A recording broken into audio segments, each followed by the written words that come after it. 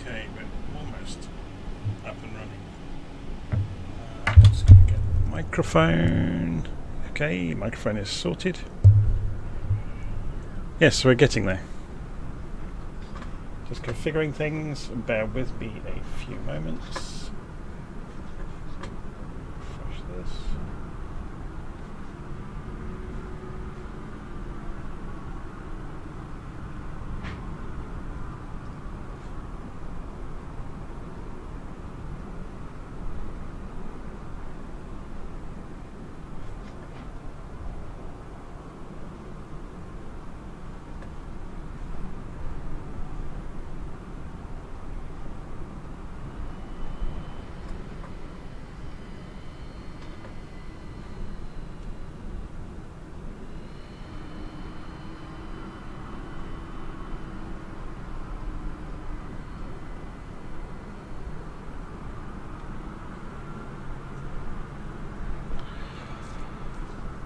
Okay, let's pull up our map so we can see where we're going to be going.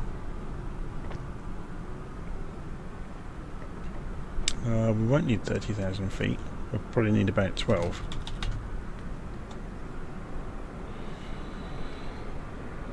Okay, and we won't need that to begin with, we'll only need 6,000 feet for the first leg.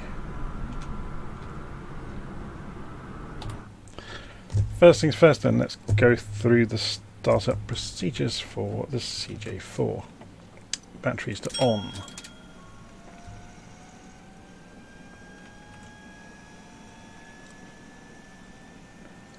Navs to high int. No smoking to auto. Cabin emergency to armed. Yaw dampers masters 1 and 2 on. Autopilot master on, avionics A and B to on, anti-skid to on, spoilers yellow and green to on, bus tie AC and DC to auto, bus tie AC and DC, auto, inverters and generators to armed, APU gen to on. So APU generators down here,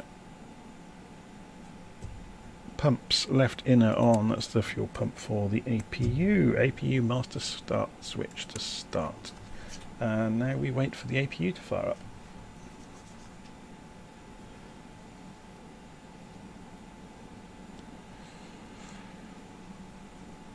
Waiting.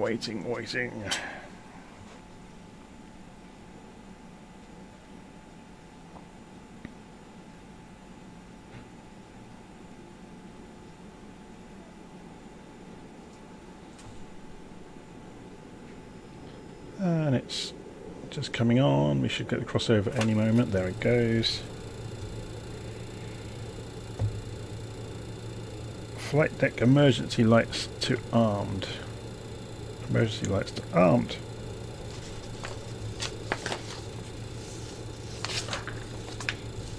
Yaw dampers to on.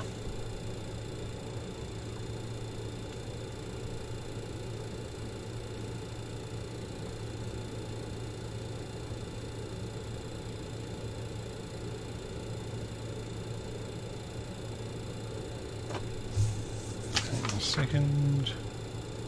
Control 4. We have yaw dampers.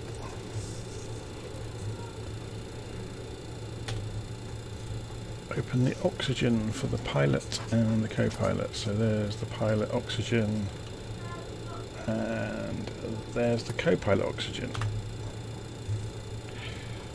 Overhead we go back to the fuel, center tank transfer to auto. So center tank transfer goes to auto. That's a good point actually. Have we actually filled the plane up with enough fuel to do this? No, we haven't. There we go. Ice protection. Lift the cover, turn on ice detection and close the cover again. Main panel. Click on the flip chart, which pre-configures the numbers here. Flight directors to on. So to get to the flight directors, we come over here. Nav 1, turn it on. That's Nav 1 on. Com radios, they're down here. To on and on. Then we can set up our flight. So we are taking off this morning from, if we have a look at the little nav map, or this afternoon I should say, LFMV. LFMV. That's our reference airport. Ooh, interesting. No flight plan. Okay, let's just see if we can program these directly in. LFMV. There we go. Destination is eventually Salzburg, LOWS. LOWS. Okay, we don't need to fill any of the rest of it out, but we can go to the legs page and we can put in the rest of the airfields in. So we want to go to LFLG, La Versoud. Lima Foxtrot Lima Golf. Lima Foxtrot Lima Golf. We'll set that in between there. That's done that. Next one is Sion, Lima Sierra Golf Sierra. Lima Sierra Golf Sierra. What's that one? Lugano, Lima Sierra Zulu Alpha. Lima Sierra Zulu Alpha. Lima Sierra Zulu Romeo for St Gallen. Lima Sierra Zulu Romeo. Next page. And then Lowy, Lima Oscar Whiskey India for Innsbruck. Lima Oscar Whiskey India. And we execute our flight plan. Okay, so that's our flight plan done. Lower panel. Fasten belts to on. So we're going to get ready to fire things up in a moment. Control 8. Beacon to on. We're about to fire the engines up. Turn on the fuel pumps.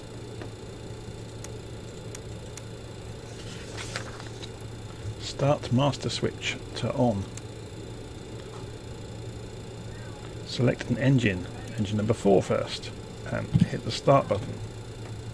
And we come down. Chris Perkin is saying good day in the live chat. Good day, Chris. So we're waiting for the numbers to come up on engine number 4.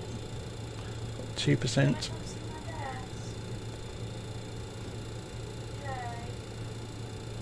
3, 4. That's going to stabilise out there. So what we can do is go and flick this switch. And there it goes. We've introduced fuel into the engine. Watching the numbers come up. Oh, before we do any of this, I need to go and make sure I've got the right control configuration. I completely forgot. Yeah, we've got the Kodiak on the quadrant, which is not going to be any good. We need the 4-engine configuration. There we go. Apply, go back, resume.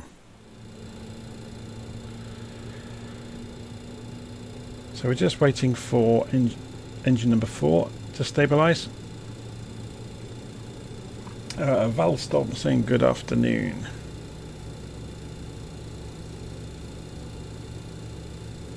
So if we go and look overhead, yes, we can get on with number 3 now. So we can hit start on number 3. We can come down and watch the percentages climbing on number 3. So it's electrical starters on the BAE 146. So we don't have to worry about air pressure to spin up the engines. It's all electrical. Just takes a while. Okay, so engine number 3, we introduce fuel. can see the numbers coming up on engine number 3. Awesome.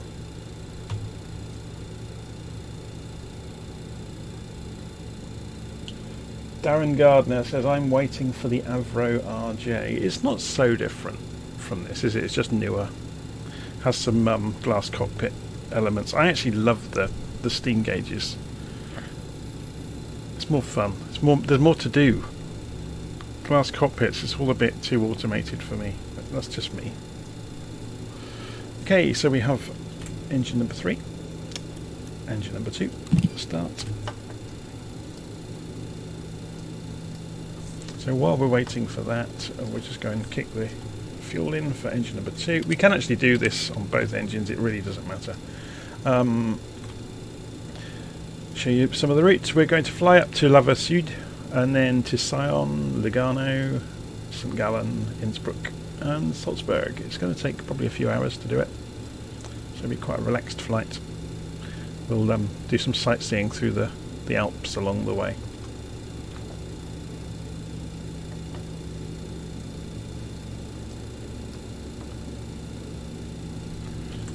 Overhead. Yes, we can go for engine number 1 now.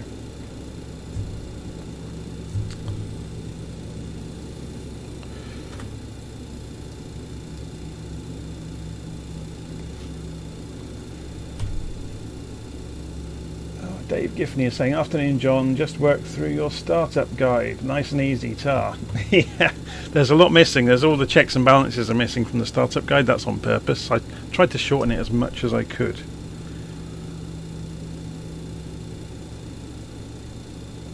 Which reminds me, actually, now we've got the APU running. Something that's missing from the startup guide is the air. I'm going to go and turn on the APU air. Yeah, I'm not sure if I amended it afterwards, but it should have turned the air on for the engines after the guide was complete. So we're just waiting for engine number 1 to come up, which it looks like it's done. So now that's done, we can select start select back to 0, start master to off,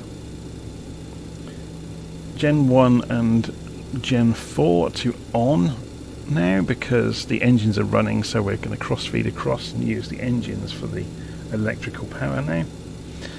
Turn the air conditioning packs on and then brake fans to auto. I can never remember where this is. There it is. Hydraulics, engine pump 2 and 3 to on. 2 and 3 to on.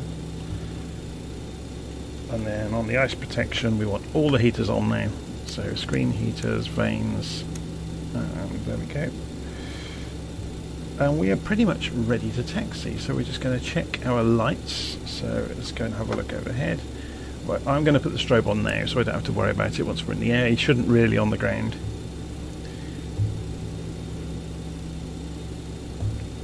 Check flaps for takeoff. Let's go and have a look outside. Got to remove the chocks, haven't we? Forgot that. Aircraft, take the chocks away please. And we'll also get rid, oh, not the yoke, we want to get rid of the tablet out of the way, we really don't need it. Okay, wheel brakes off. Put my paperwork away that's got the startup procedure on it. Let's have a look outside, see which way we need to taxi to get to the runway. It's an immediate left turn. So let's do this from the outside view to make things easy for ourselves.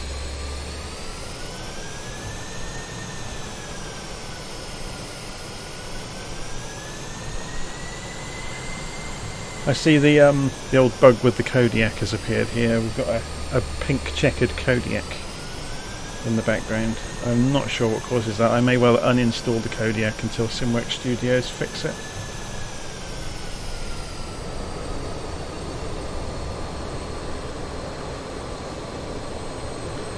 Okay, so let's just have a look at the wind. It's coming in from the north, so we need to turn right at Caumont and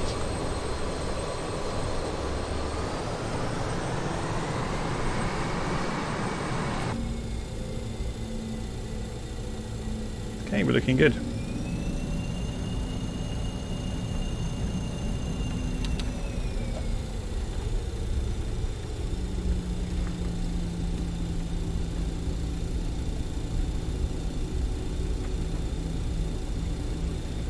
So the first leg while we're looking at this is going to be 89 miles, 25 degrees, and we want to get to 6,000 feet. So we can get on with doing that while we're taxiing.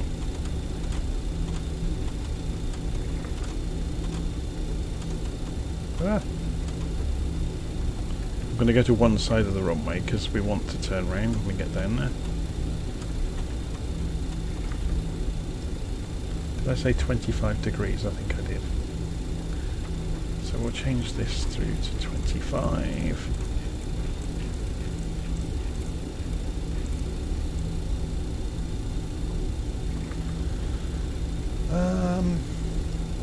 Let's go and press a quick look at the legs page. That will tell us what's going on the route. And I guess we can taxi right down to the end and turn around, can't we? Use all the runway available to us.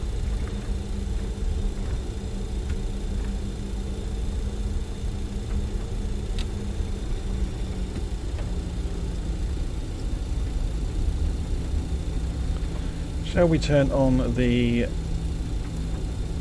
TMS system, thrust modulation system?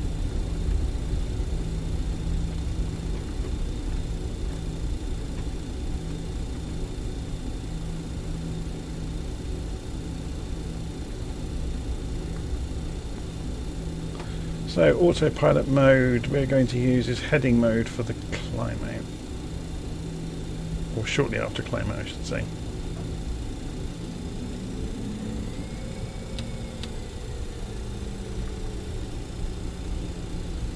And we're going to use vertical, although we're not going to engage vertical speed mode straight away, so we're going to climb out by hand initially.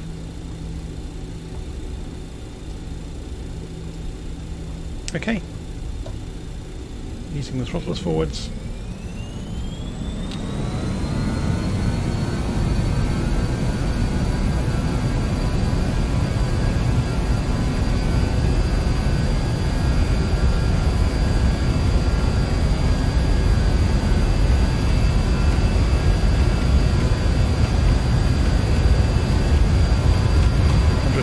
Knots coming up,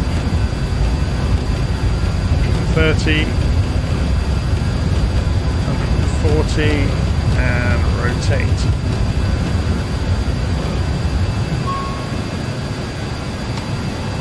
Gear up.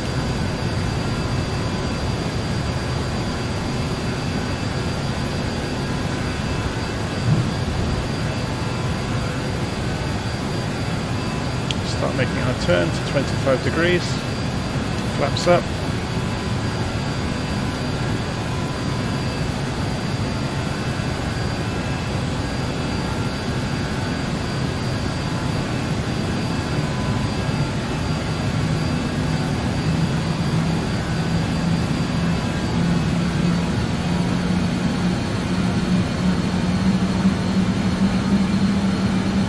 And we're going to go for vertical speed mode, but we're not going to do it just yet.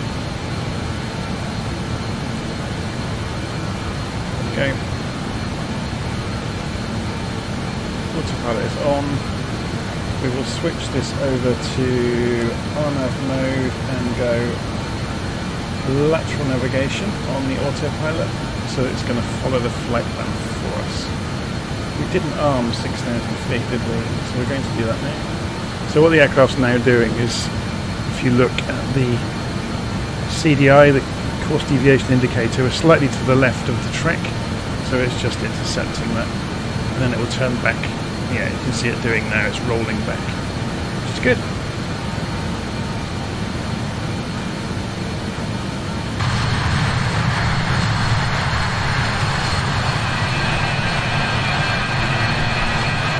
So let's get this climbing a bit faster, because we've gone through 250 knots already.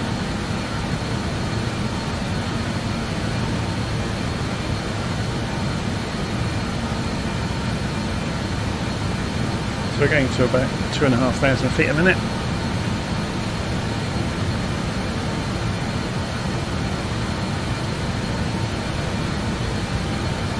And that is eroding some of the airspeed. It's all good. Just look out the window. While we're climbing. And it seems very clear. There's a bit of weather over the Alps, so I guess we'll deal with that when we see it.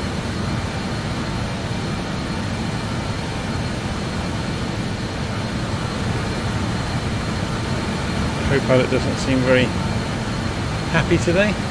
That's pretty normal for her. You can see the transfer to tanks is happening because we have fuel in the centre tank today, and we've got tank transfer on auto. These lights are on because the centre tanks will deplete first.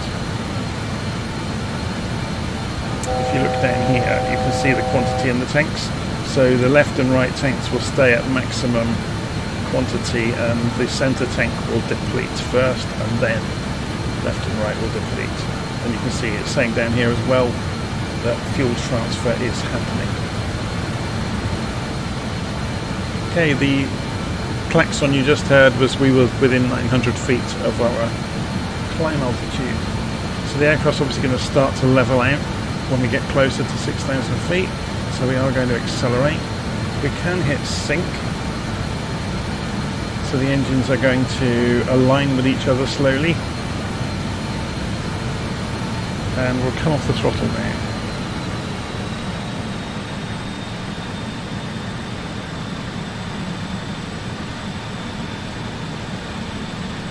Cruise along to our first destination of the day.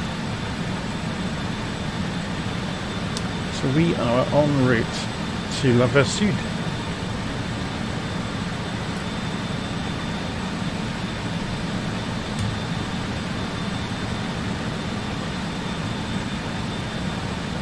Let's just check the volumes, make sure you can hear me over the aeroplane just about. I'm going to turn the aeroplane down just a little bit.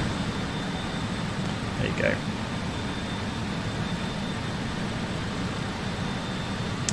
So cruising along in autopilot, and we get to do some sightseeing along the way. So what's out this window?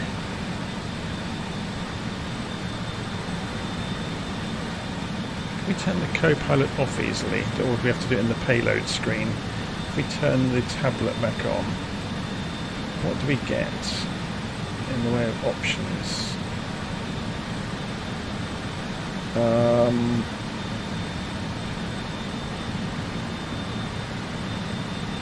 There we go. If I turn off the cockpit pilots, does that mean I don't have to... Yeah, we go. Perfect. So we can actually see more now, which is good.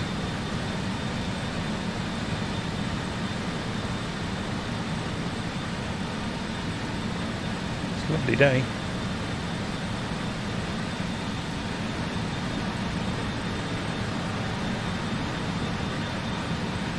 So yeah, this is the BAE 146. It's a short takeoff landing jet, passenger jet. It was very popular in the late 80s, early 90s. Flew a lot out of some of the city airports around the world. Let's just get rid of the tablet again.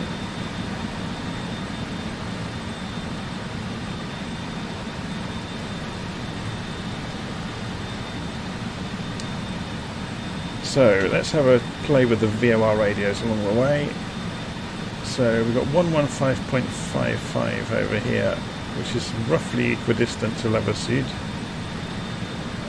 11555. So let's tune nav1 to 11555.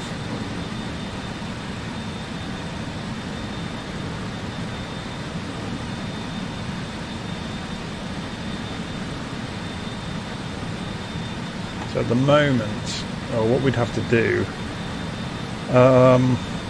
yeah, we can switch over to heading mode. The danger here is I don't want LNAV to suddenly change our course. I'm going to go to nav mode. And there we go. You can now see it's 69 miles to that nav. If we go back to RNAV mode, we have to go to LNAV. But you can see this is to the next waypoint. So it was kind of These flight management systems were retrofitted into the later models of the BA146. The early ones didn't have it, which is why it says RNAV here and not FMS or anything like that, or GPS. So yeah, this plane was never designed initially to have a flight management computer.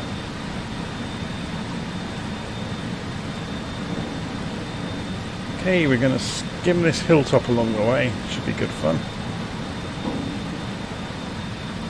Oh, we're getting close to overspeeding. I'm going to slow us down.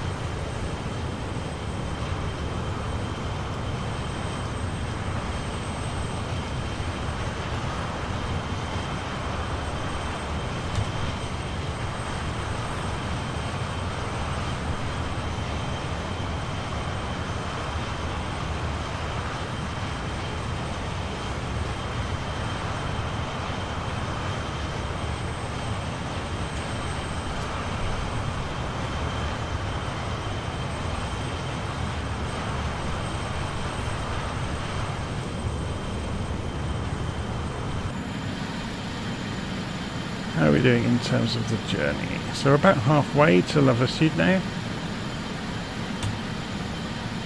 As soon as we clear these hills that are directly ahead, we will descend into Versoud. So I'm just looking at the hills here. So the hills we can see on the far side are here, I think.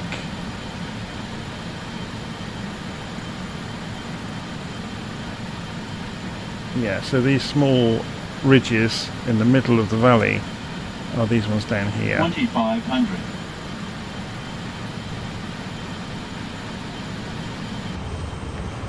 So you can see we're very close to this hilltop, which is fine. It's not like we didn't see it coming. So we're just going to be doing touch and goes along the way.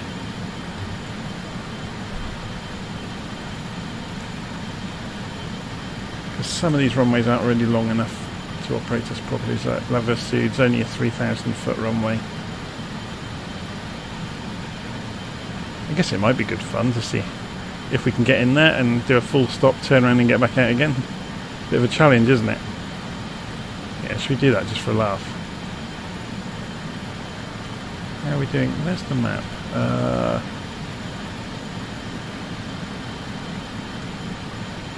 Okay, yeah, this was the closer line. So what we're going to do is turn on heading mode, and we're just going to turn and go for the gap, rather than climb over the mountains.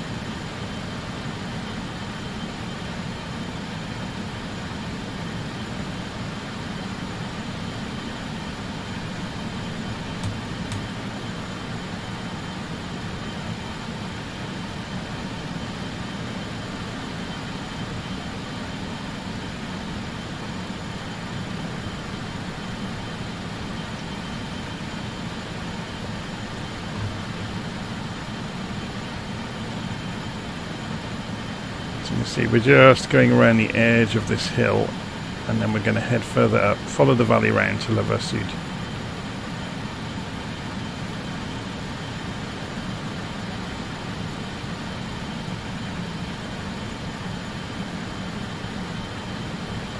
I wonder, let's go and fly the valley by hand.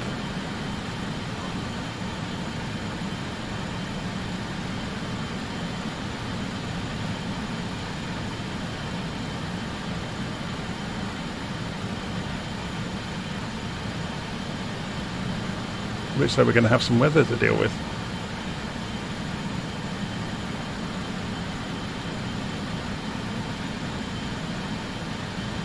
$2,500.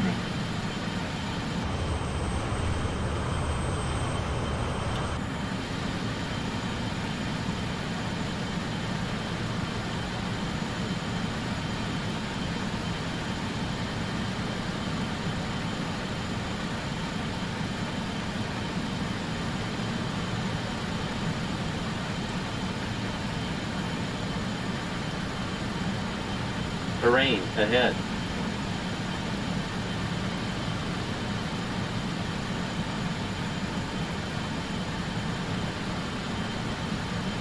There's a fantastic peak here. Let's go and do a close pass of it so you get to have a look at it. Terrain ahead. Terrain ahead.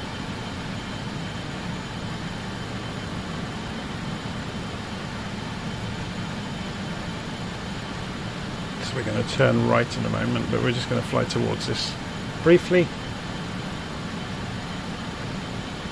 So D. Gatsby has arrived and just said, beautiful day in the Alps. It really is. It's spectacular today.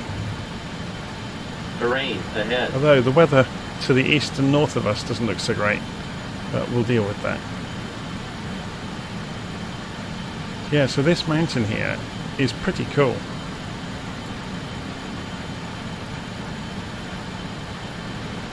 So we're heading down here for the airfield we're going to.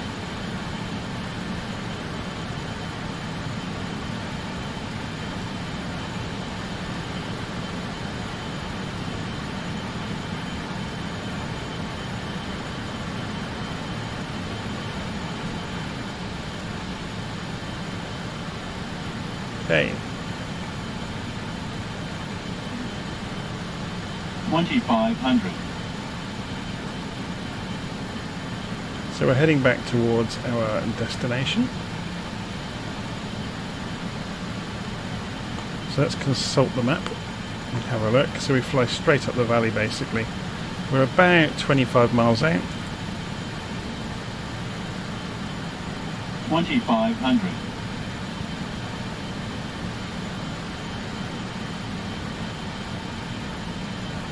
Terrain ahead. So we're hand flying at the moment. I'm not using the autopilot.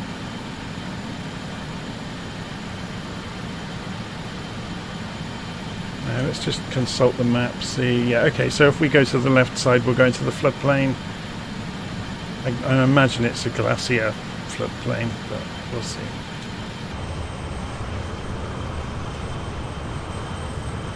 The weather looks a little bit ominous, doesn't it? It's nice and sunny when we took off at what was the name of the airfield again? Caumont.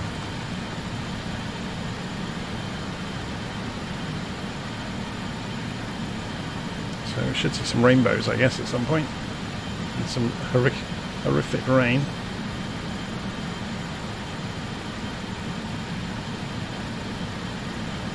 I'm going to try and fly around the rain clouds today.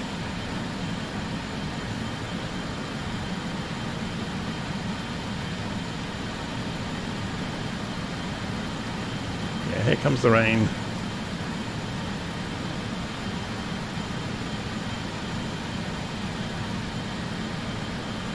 Time to give the wipers a trial. I haven't actually used them yet. I don't know, because we're just on the edge of it, aren't we? And they're just up here, aren't they?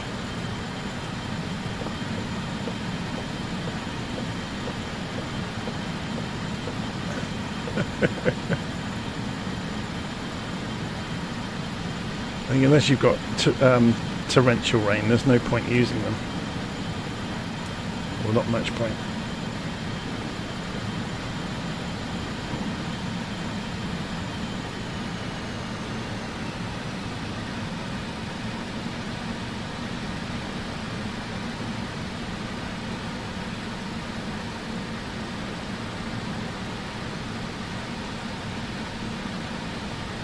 Looks like we're going to escape. 2,500. Looks like we're going to escape the weather for the first airfield. So we're just coming in, we're about 16 or less than that, 10 miles out, 12 miles out. Should be able to see it down there soon. I think it's behind this hill.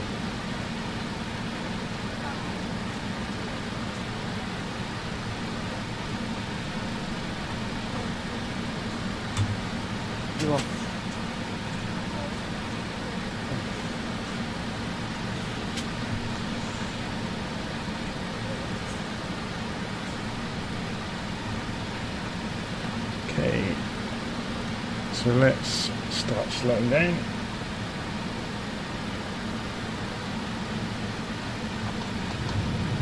Air brakes.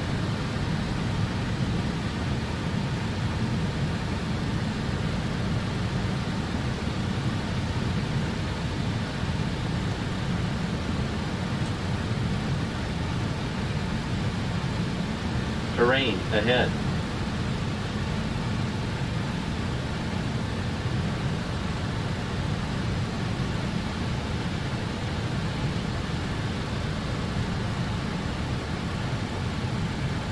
Flaps to the first stage.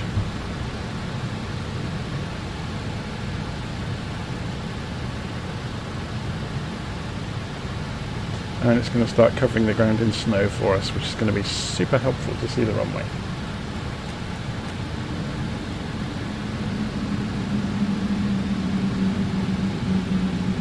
Flaps to the next stage.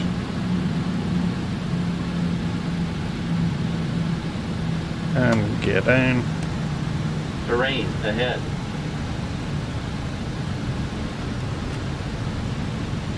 Terrain.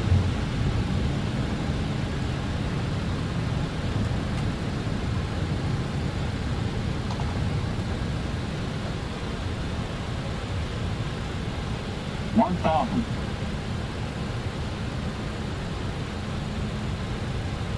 Just about to see the runway in front of us. There it is.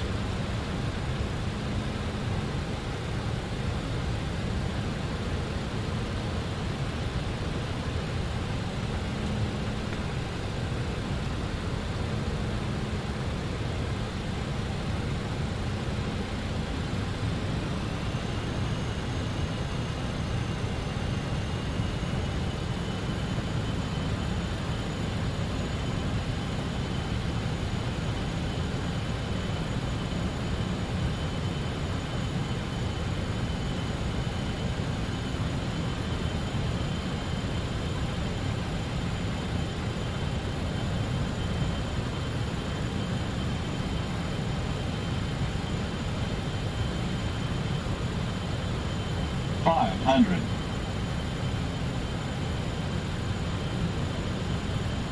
Okay, getting ready for our touch and go at Versoud.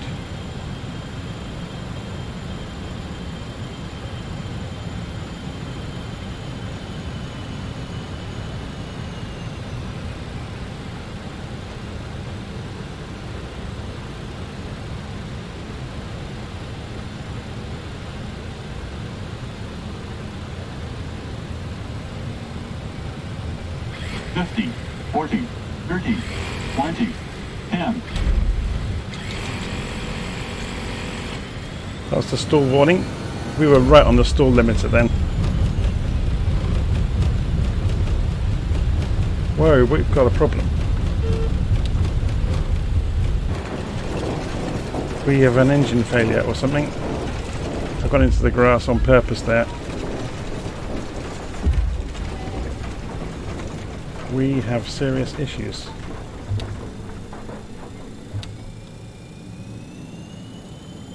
Oh, I see.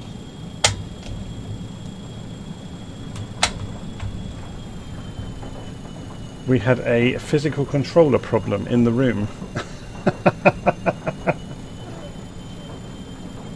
But the aircraft survived miraculously.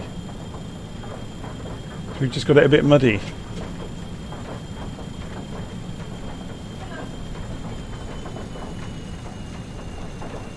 So what happened there is the engines went into reverse thrust instead of idle.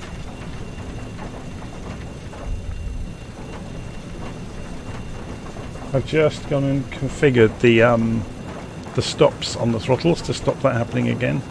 So let's see if we can... Where's the wind? Okay, we have a crosswind of only a few knots. We can do a takeoff.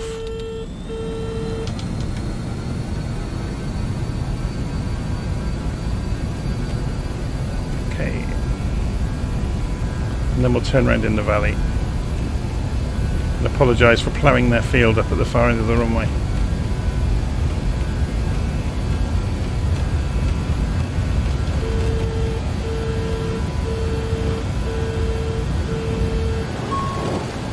And we got the grass. Oh, it's not going to make it! Yeah, that runway was never a good one to do a touch and go at, to begin with. Okay, we just made it and just missed the trees. And warnings going off all over the place.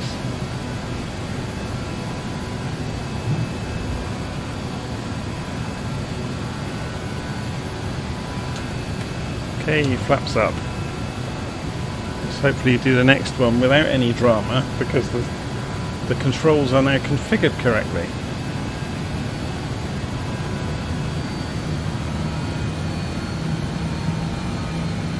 Bank angle, bank angle.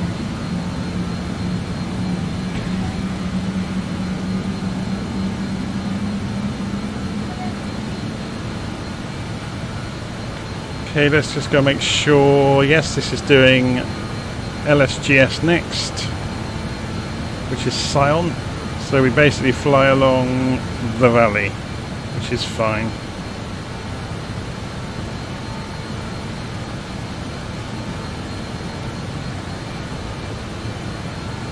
So just to give ourselves time to climb out, what we're going to do is go to heading mode on the autopilot. Just looking at the heading pipper here, we're going to turn it to face the direction we're going.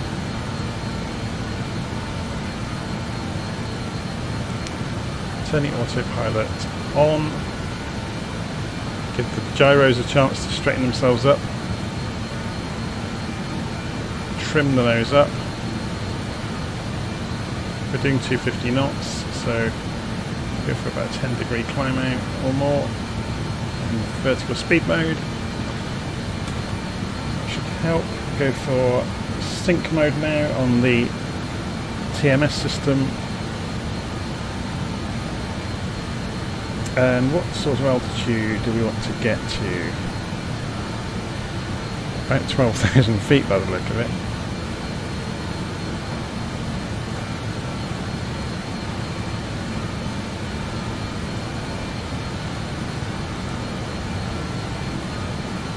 Okay, you're just keeping an eye on the airspeed.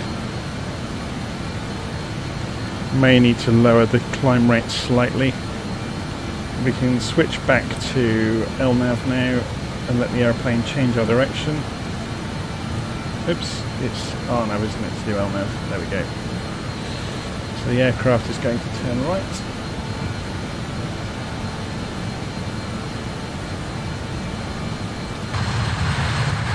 How much mud have we got underneath? Oh no, it's fairly clean.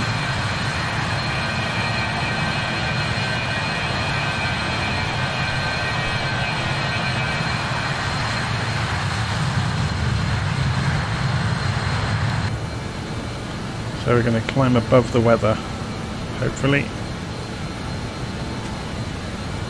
We're at 6,000 feet, climbing for 12,000. We're holding, or we're getting a bit slow, yeah, I'm going to have to lessen the climb rate. Let's get us down to about a 10 degrees nose up altitude. And vertical speed mode back on.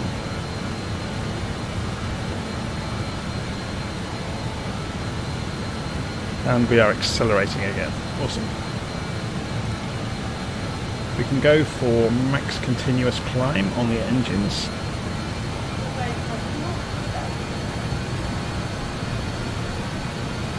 Should mean we can go for a higher vertical speed. There we go.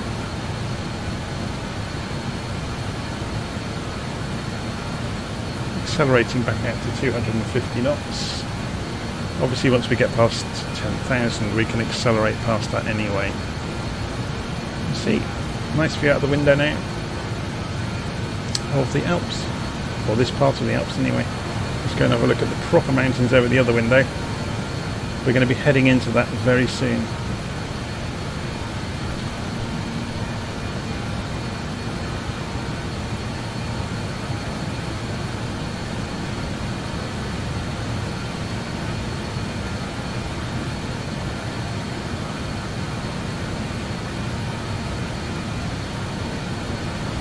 Okay, let's just go back to sync mode on the engines and wind them back a bit.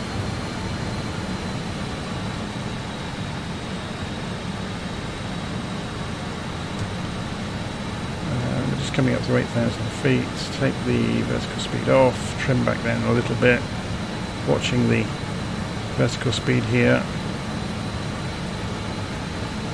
and that will do. Just edge our way up to 12. We've got quite some distance to go until we need to be, you know, at a high altitude. Oh, we have rainbows. Very cool. And here comes the rain.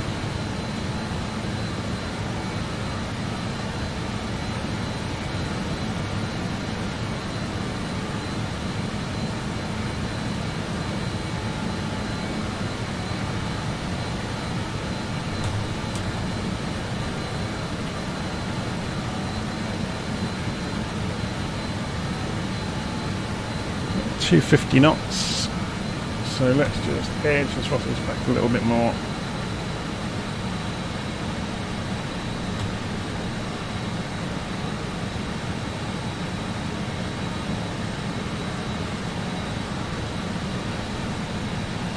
We are still transferring from the centre tanks at the moment. We haven't used any of the left or right tanks yet, so lots of fuel left.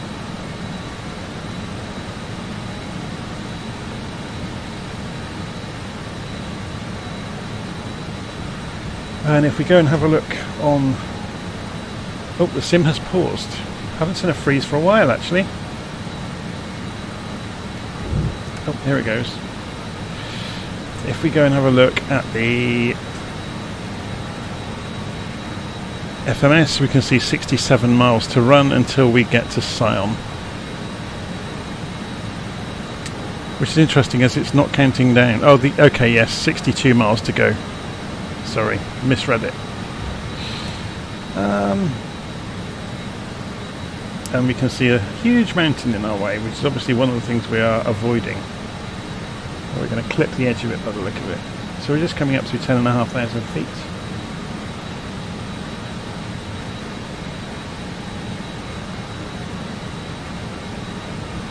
Look on the map, see where we are. Should we go and turn transmitter on? Connect. And you'll see a little red aeroplane appear underneath mine, and there it is. If you've not seen transmitter before, it allows anybody running transmitter to appear as a little red aeroplane. So there's some more over there, for example. Another group up here. So it allows you to see each other on the map, basically. If we go and centre myself back on me.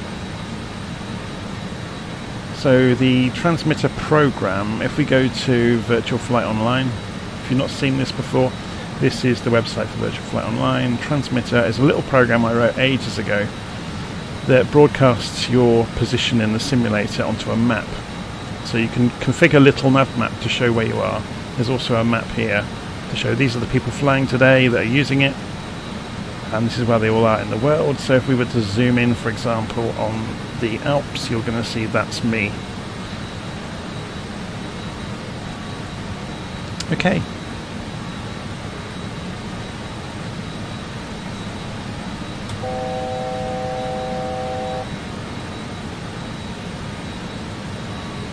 So that was the warning that we're within 900 feet of our target altitude.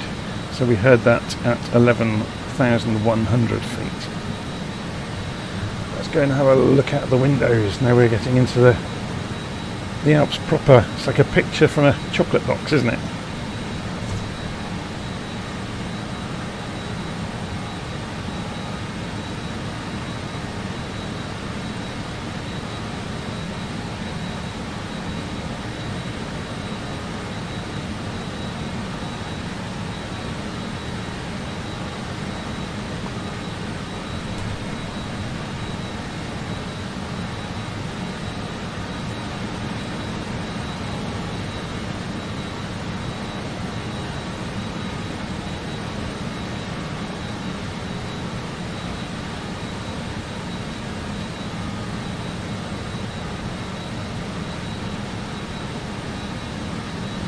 So we are going to need to be careful over here that we don't get too high to some of these, or too close to some of those peaks. We might have to go to heading mode and steer around the hill.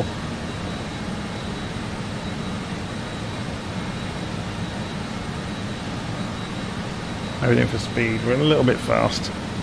Let's just pull the engines back a bit.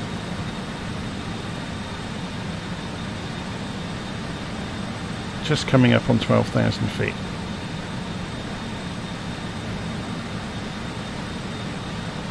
Although I suppose now we're through 10,000 we could go for it, couldn't we?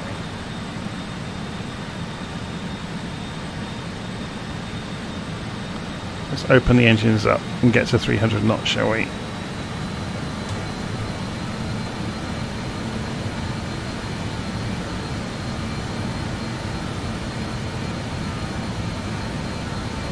You can see the indicated airspeed is creeping up.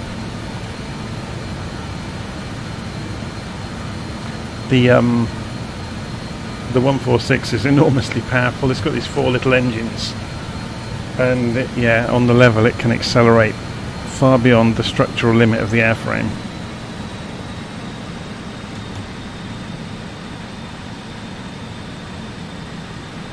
$40 miles to run.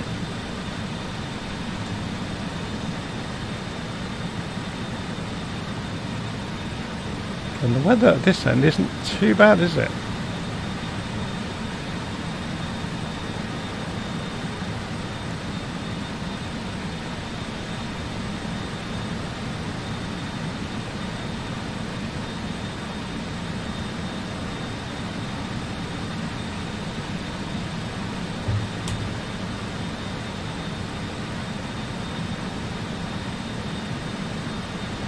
With a bit of luck, we're not going to experience too much bad weather through the next few airfields.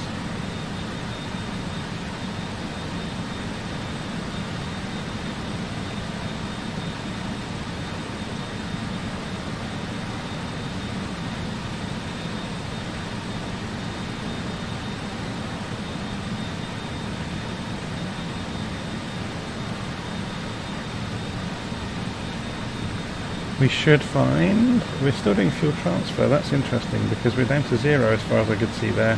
Fuel transfer's on auto. So it should go out soon. It will stop transferring fuel. Must be very close to 0. Okay, so let's have a look at this valley. See where we are. Caumont. There's Chamonix. Yeah. Thought it looked familiar. Okay, so we're going to follow along. We could go, if we follow through this gap here. So let's go to change our heading bug. It's probably the correct direction already, actually. And fly along the valley. We can probably descend a little bit. So even at 12,000 feet, look, we're below the level of some of these peaks. I mean, look, there we go. Is that Mont Blanc by any chance? No, it isn't. Oh, yes, it is. Yeah, it's Mont Blanc. We just passed it.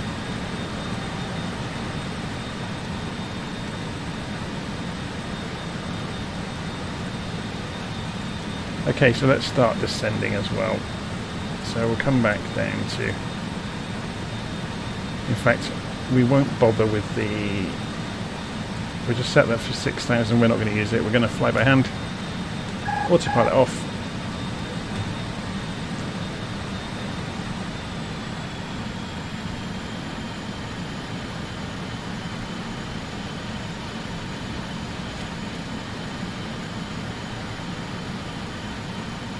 Going to throw the air brakes out, and we're going to start descending quite steeply down through this gap,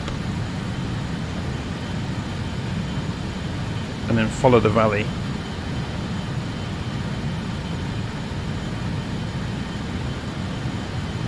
Just coming back down to 11,000 feet.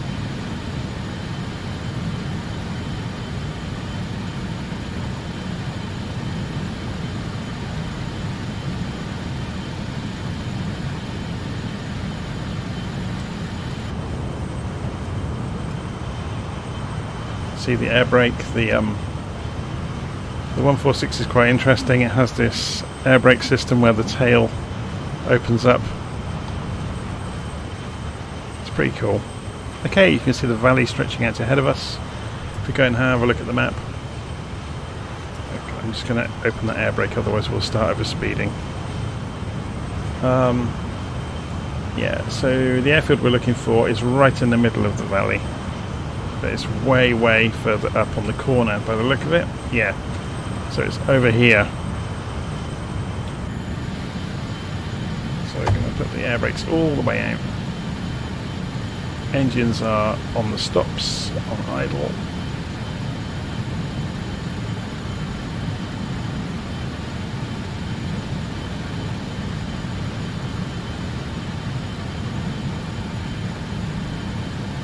We're going to do another trick here. If we lift the nose up and level for a moment, we're going to get the airspeed down and then drop the flaps, which will give us more drag, so we can descend more quickly. It's counterintuitive, I know, that we're not descending in order to descend. There we go, we're coming through 200 knots, so let's drop the flaps. So we're using the flaps purely for drag.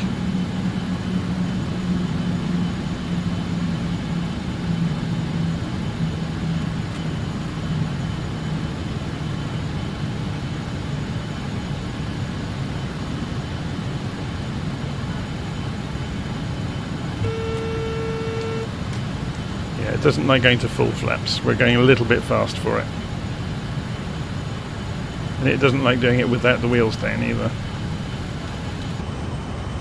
You can see it's not a very aerodynamic shape anymore.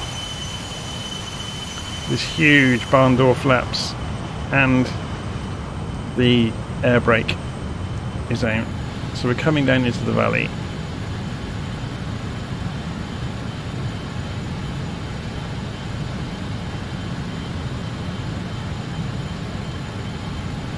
Have a look at the airfield. Can you see it there? So we're about 10 miles out, 8 miles out.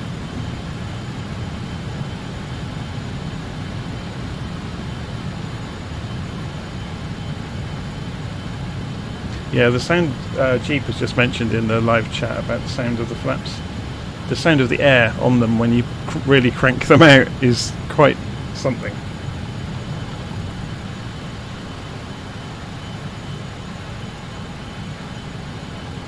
Okay, put the air brakes back in.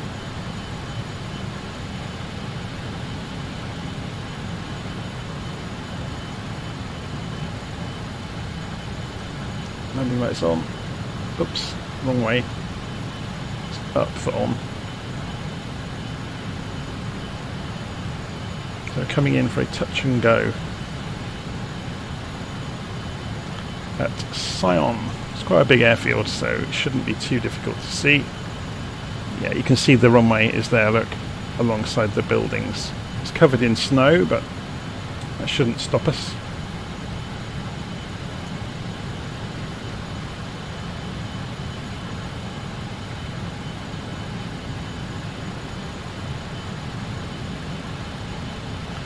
So we're going to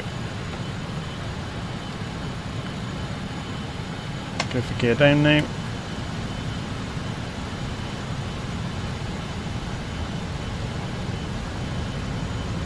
And full flaps. 2500.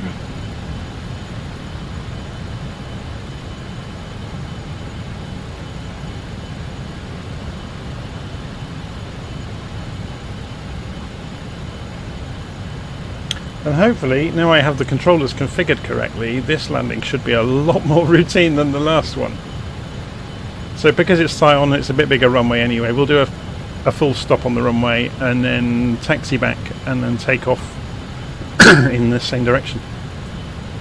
Actually, is there much wind around? There's 3 knots. We could actually turn round and take off the reverse direction and then turn in the valley.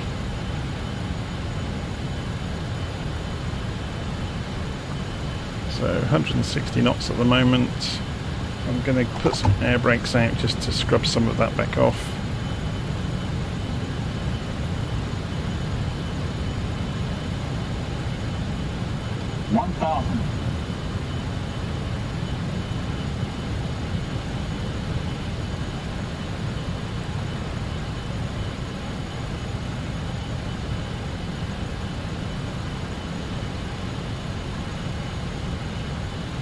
we sit up in the chair a bit so we can see a bit more over the nose.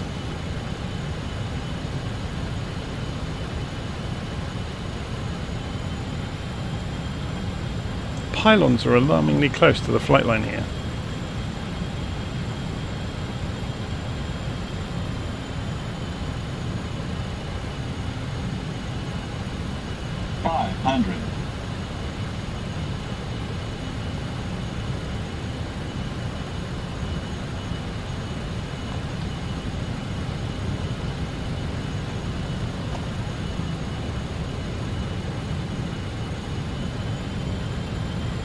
Oh, a big judder then, wasn't there?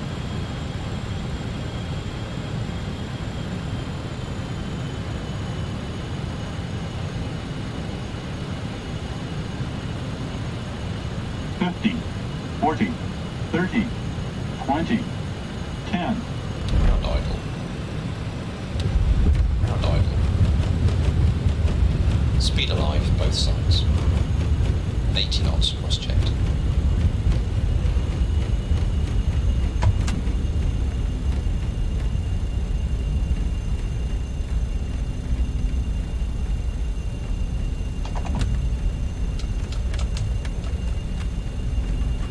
Okay, so we're not going to stop, we're just going to spin round on the runway and take back off again.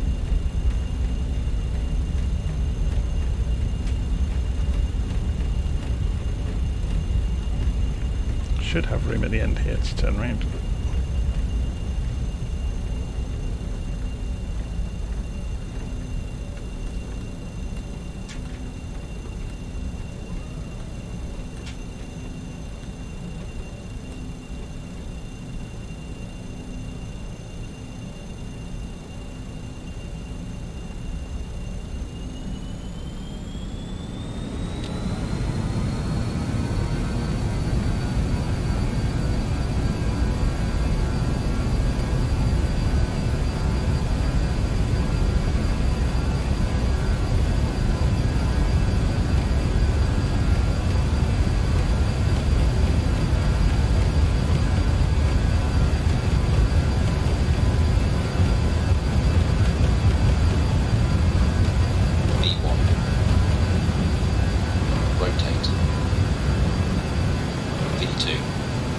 We're up.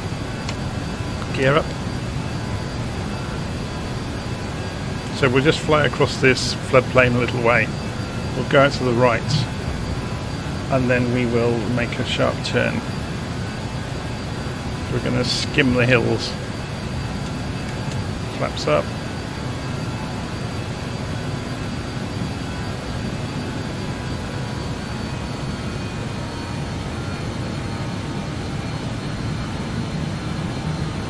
So those landing lights can come back off.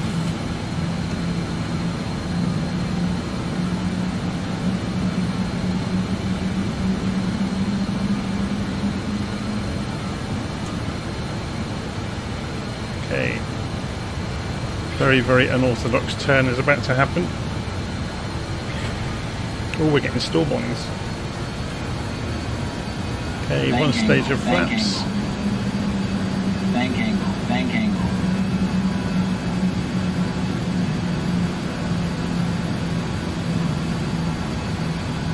V2 plus 10, safe high speed, select to flap 80. VFTO, safe high speed, select to flaps. Okay, and we're on our way again.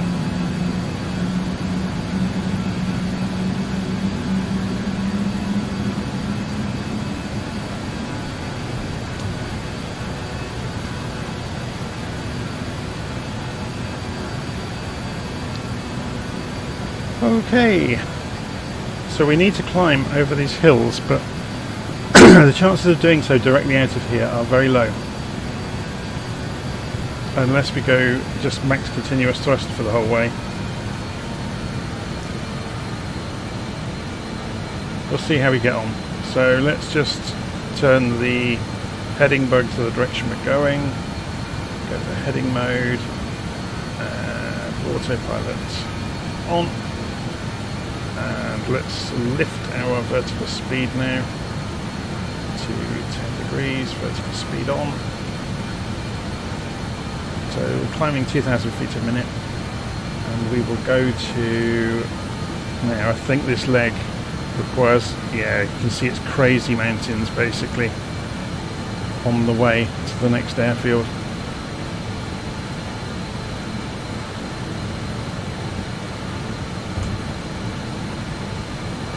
So I'm going to fly along the valley before turning right a little way, get some height.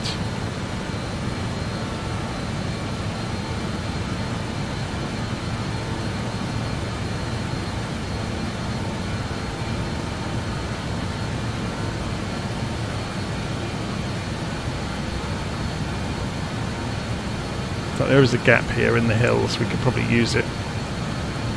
Let's start turning ourselves towards the direction we should be going.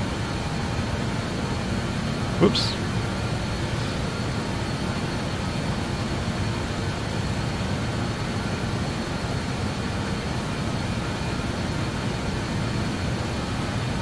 So we're slightly to the left of the track we should have been on, so we're going to overcompensate.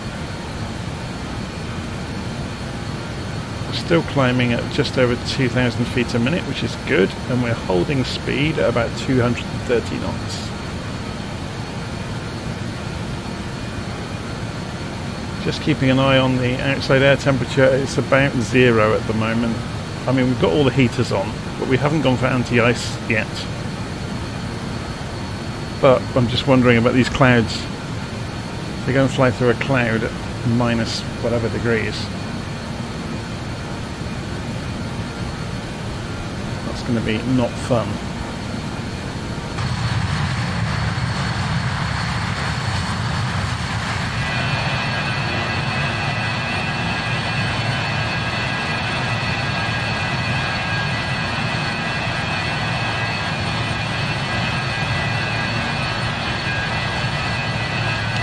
These poor old engines, we're really thrashing them, aren't we?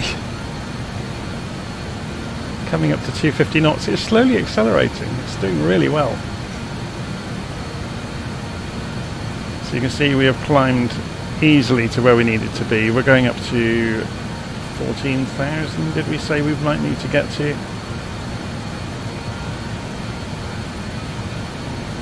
We'll set that as a target. We're nearly there already, to be honest, so coming up to 13. There we go, there's the 900 foot klaxon for 14. And we are high. That was a pretty rapid climb out, wasn't it? So we need to be careful now. The aircraft will start to level out and start to accelerate. So we will go back to just sync mode on the TMS and pull the engines back. Just creeping up that last couple of hundred feet to 14,000 feet.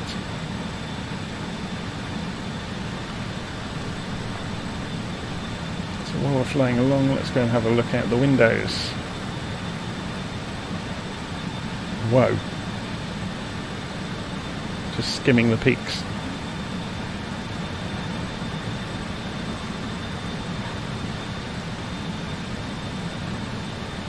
That weather doesn't look very friendly, does it? You wouldn't want to be in that, would you?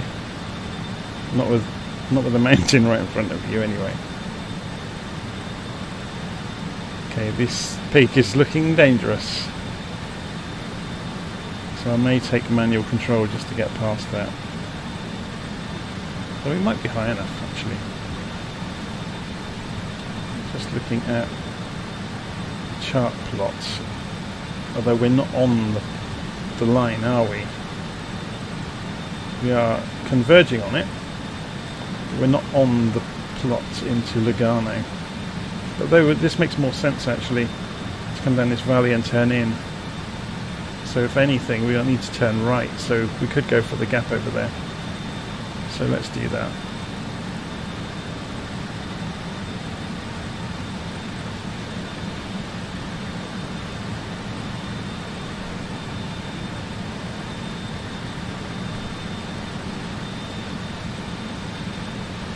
And avoid this peak.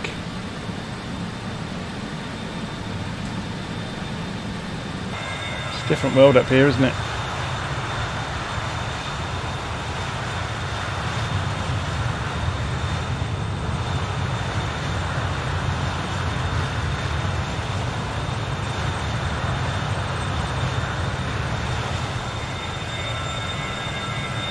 146, awesome.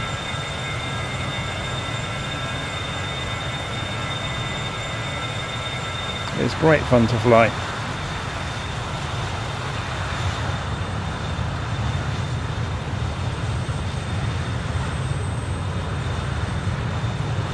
Yeah, that peak would have been very, very close to us, wouldn't it, if we hadn't turned?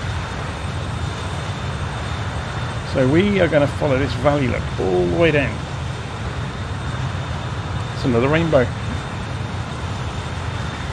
get about to hit rain cloud, freezing rain cloud. Oh dear.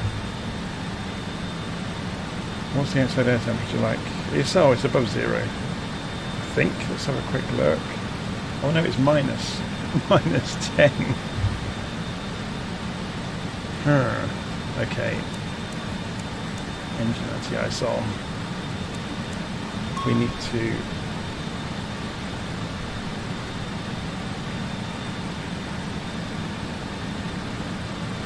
we're good.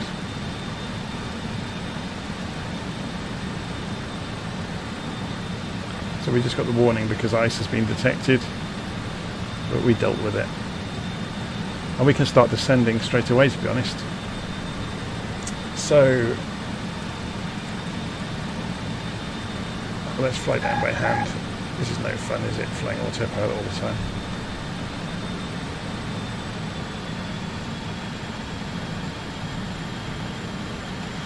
So one of the things you can do with the TMS is put it into descent mode.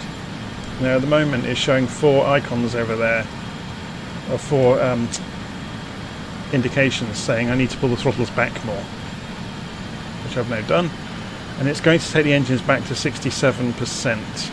And the reason it's doing that is because I've got the icing controls on, and it's still saying ice detected. So hopefully as we come back down it won't say ice detected. So let's go and check the air brakes out and descend. And hopefully get below the cloud level down into this valley and follow it around to Lugano.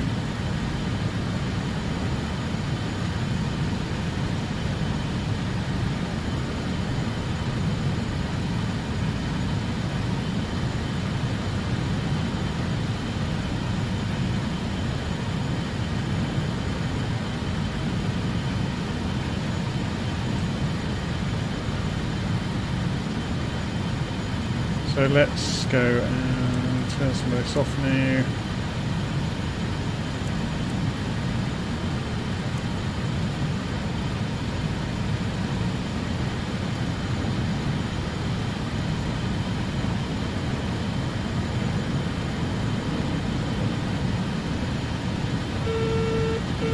Yeah, we're getting an overspeed warning, we're descending too fast basically. Now we turn the icing off, the TMS is reduced to 60% engine power required. It's basically the minimum to support the hydraulic pressures and things like that, and the electricity generation. Obviously if you turn the anti-icing on, there's a much bigger electric draw, so the engines need to be running faster to do that.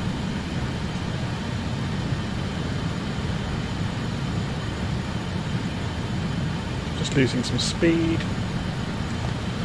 Okay, so if we have a look at our route in, we're going to cross past this Lake Maggiore and then follow the landscape into Lugano. Actually we could go and join the ILS, couldn't we? 108.9, 17 degrees. So let's do this.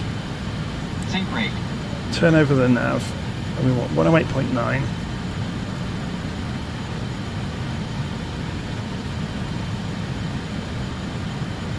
And 17 degrees on the course. So now this is reflecting the runways, 20 miles away. Obviously we're nowhere near the ILS for you. But if we level out now.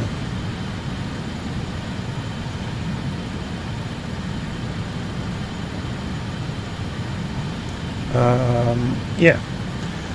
So if we fly kind of across the top of these hills, we should be able to join the ILS.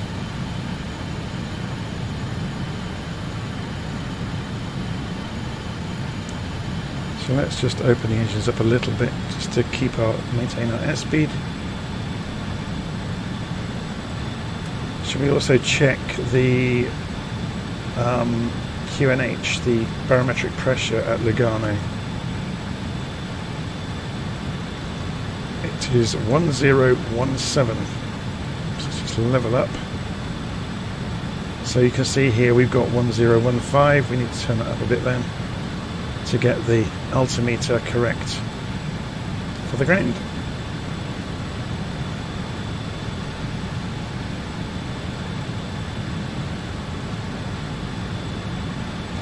And there's a wicked rainstorm and we're going to fly straight into it, so it's a good job we've got ILS, isn't it?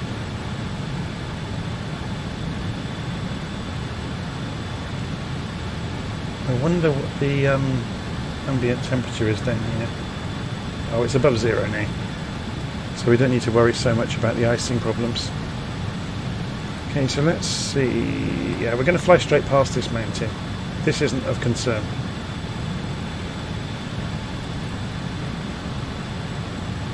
It's beyond the next ones over there is the ILS. So we just go straight past this. So let's go for altitude hold mode. And turn the heading. Hold mode on.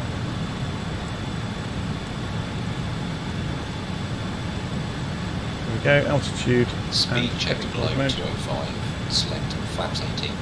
Yeah, I'm not going to do that. I'm going to speed back up. We can always slow down later.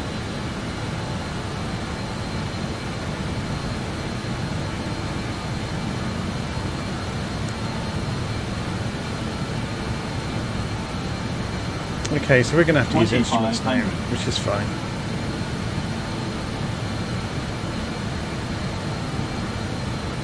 So we will resist looking at Little Nav Map and we'll do this by the book.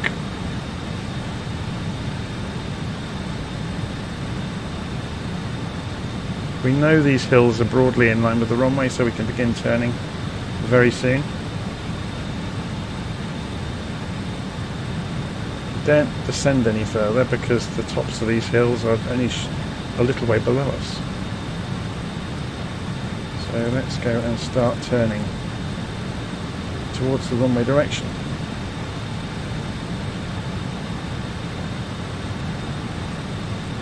So we're looking for the localizer to start turning in and the glide slope.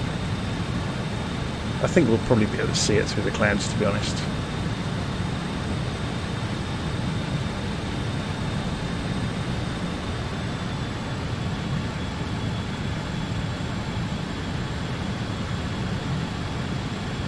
I bet if we look out we can see the runway.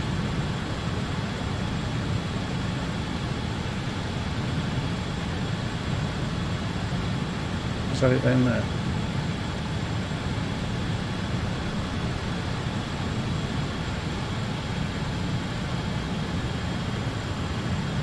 It's a very steep glide slope at Lugano, which always kind of horrifies people a little bit, but it's fine if you use the tools at your disposal. Glide slope's alive. 1 dot to go. Glide slope is going. Okay.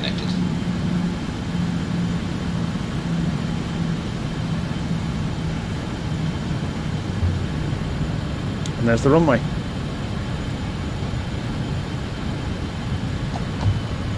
Terrain ahead. Terrain ahead.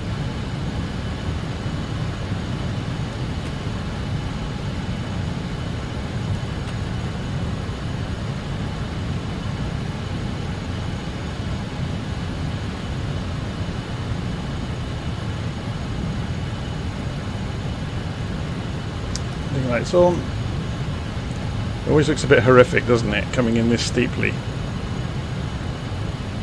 So let's get ourselves back in the cheap seats for the landing.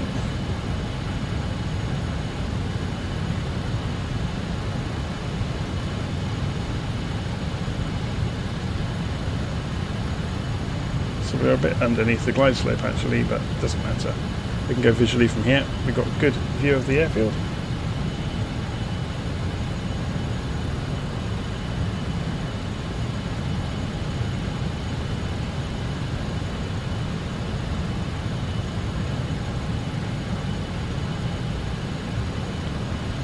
So this is Lugano.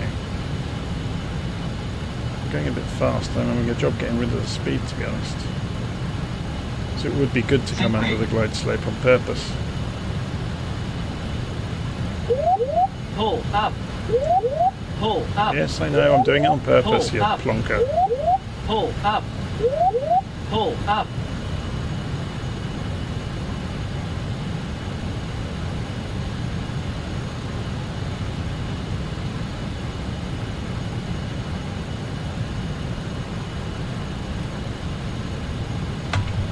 Glide slope.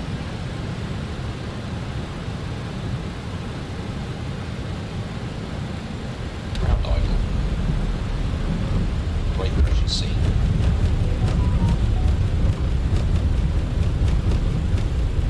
It's not going to stop in time, is it? 80 knots. 60 knots. Oh, that was close. No, it's not going to stop. That was too close for comfort.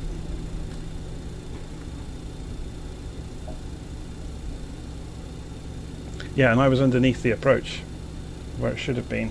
I think I've still got a problem with the controls here. I was having trouble slowing down there. I'm just going to have a fiddle with the controls here.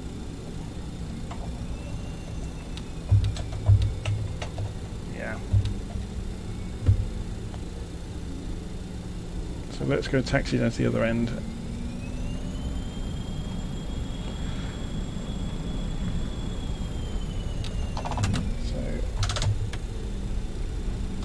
Flaps for takeoff position, air brake back in, and taxi back down. So this is Lugano.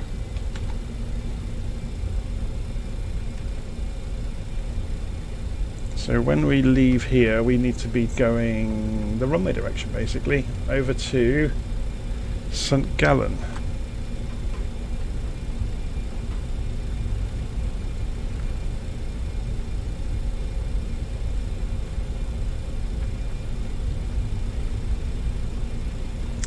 Turn the landing lights back off.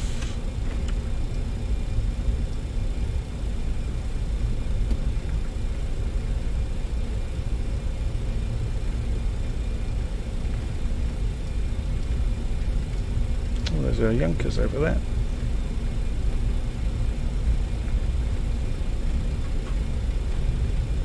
Is it? Oh no, it's not, it's a Boeing.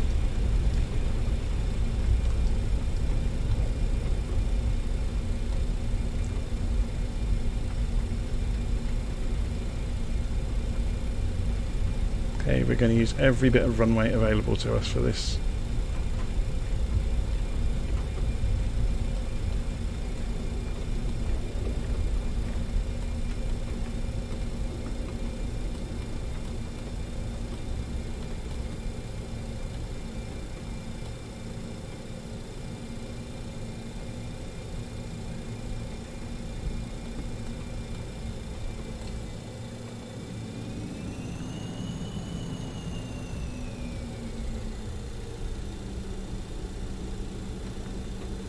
Okay, hold it on the brakes. So we've got to clear that hill. Wait for the engines to come up. Absolute flat out 100% power.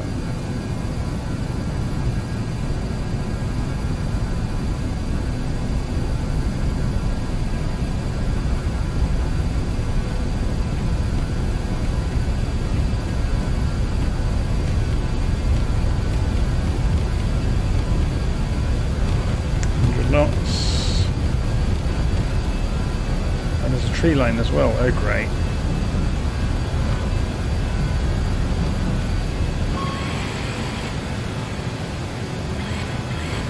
Just.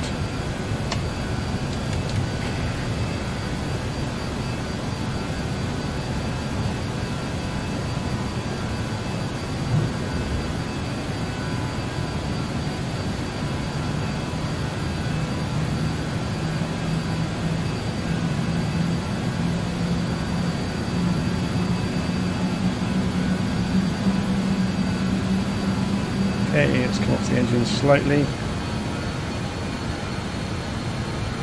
So we carry on with the runway direction, don't we? Um, 13 degrees, 93 miles. So if we put this back into our nav, yeah, that gives us the direction to the next waypoint and whether we are on the line. So we're just going to climb out over this hill by hand before we start thinking about the autopilot or anything silly like that. So what about the hills in the way? If we just drag this along. Yeah, we need to be back up at 12,000 feet then. So let's Terrain send this. ahead. We'll go for 12.5 just to be safe. Keep an eye on this hill as we come past it.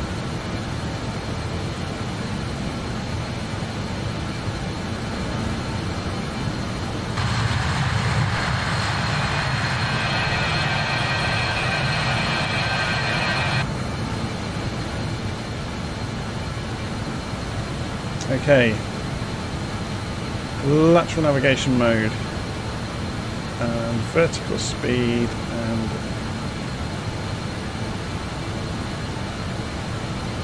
I'm going to push the engines to Terrain ahead. maximum continuous thrust.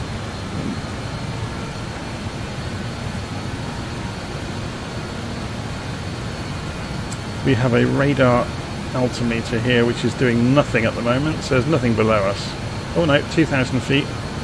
2,000. It's always scary when you can't see anything. But we're coming up to 5.5. We can always see we should be good.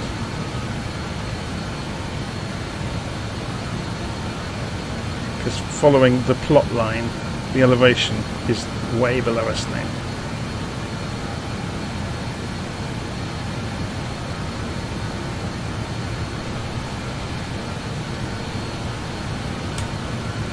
So we're climbing out max continuous thrust. We're above 200 knots. Looking good. T-gut boosting, always an adventure with this airline. Yeah. Wish it wasn't. How are we doing on the outside air temperature? It's dropping down towards 0. Oh, this is getting dangerous, isn't it? If we get ice detected, we'll have to go and switch everything back on.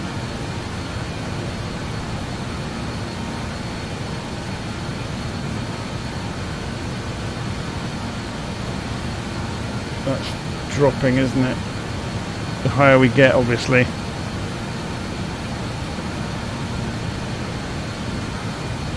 Let's get this sorted out now.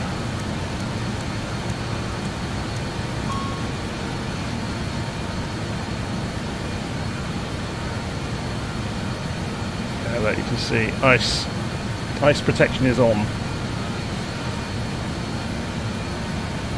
So we've turned it on across the board and the temperature is about to drop below 0 outside, so we've done it just in time really. And it's absolutely hammering down. Well, we're in the middle of a cloud. Coming up to 10,000 feet. This is a picturesque journey, isn't it? So, how far have we got to go? We've got quite a long way to go, haven't we? So we could actually climb way above for this. Let's go up to 18.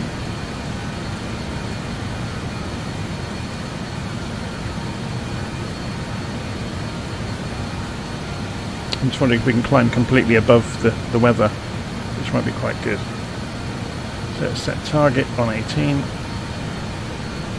Yeah, you can start to see the top of the clouds peeking through.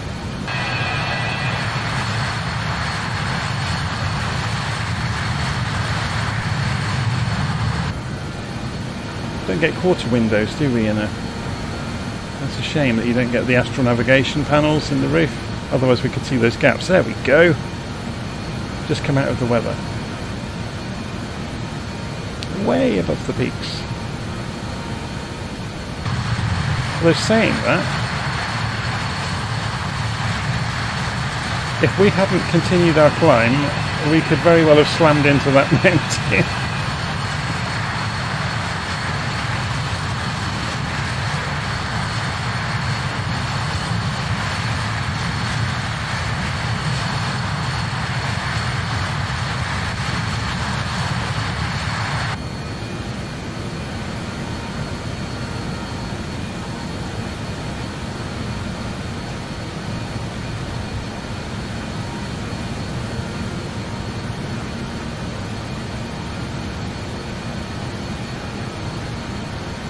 scenery in Flight Sim is amazing, isn't it? It really is very, very good.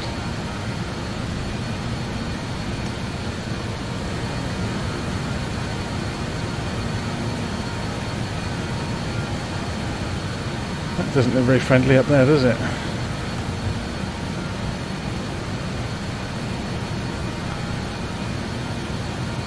Okay, coming up to 15,000 feet. And the plane is absolutely ripping along. So we're going to go back to sync mode in a moment and trim the engines back. So we're not going to, so we don't overspeed, because the plane will level out fairly soon. 15.5, still climbing. How are we doing for fuel? Starting to burn down the tanks. Obviously the light has gone out that was on earlier saying we were using the pumps. That's all good.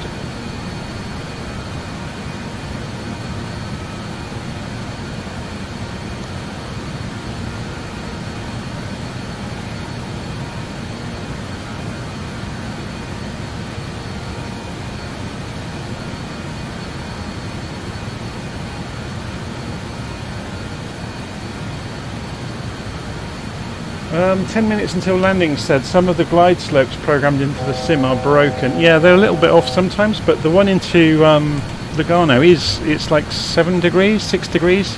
It's a steep glide slope.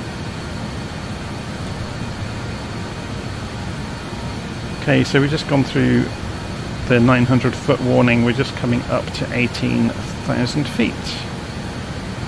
And we're accelerating because the aircraft is starting to level itself out, so we can go back to sync mode over here and get those engines to stop screaming at us, and we can enjoy the fluffy clouds en route to St Gallen.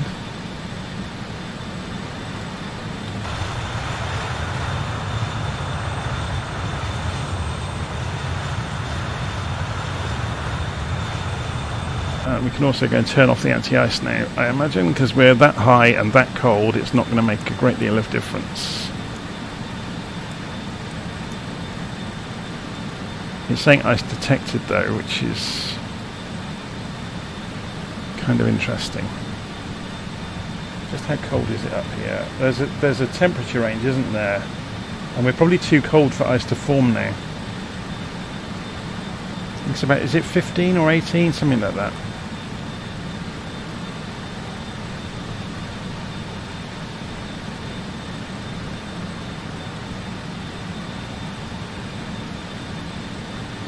Should we go and look that up? Because we've got a few minutes while we're en route.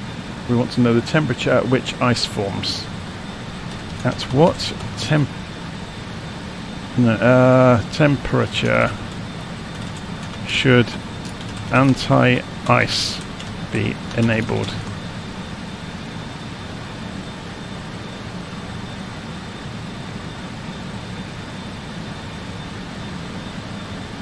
Doesn't give you the other.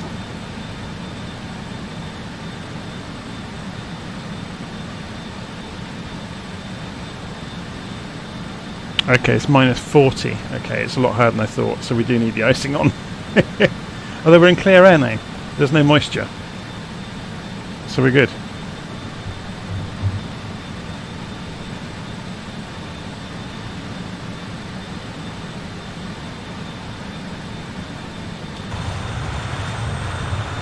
Let's just keep an eye on the airspeed. We're not going to overspeed, are we? No, we're just cruising along quite happily, 250. Okay, that's good.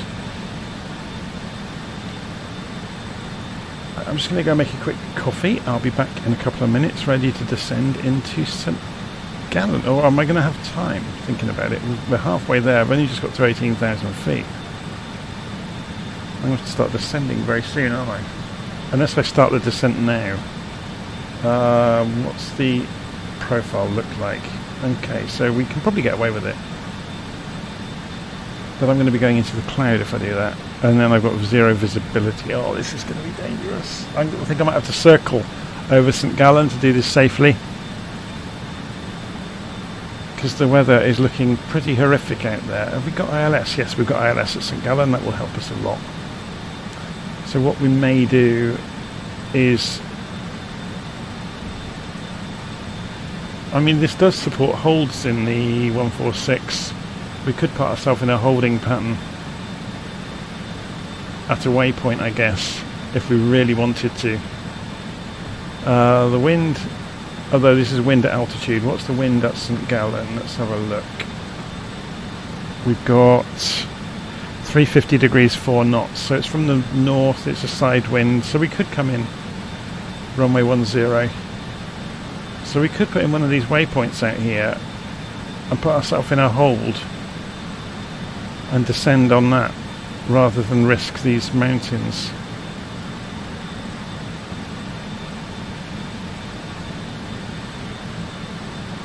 Or we just turn left. Yeah, we're going to be there way before I can make a drink, so I'm just going to carry on.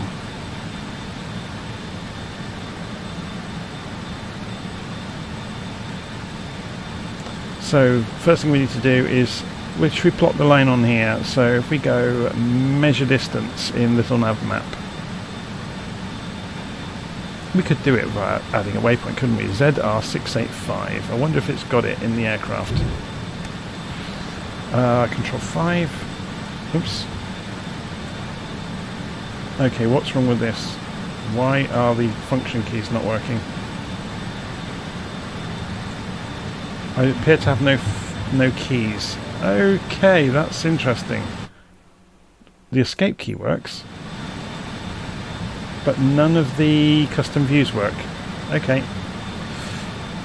We're going to say ZR685 ahead of LSZR. It helps if you can type ZR685. And it's done it.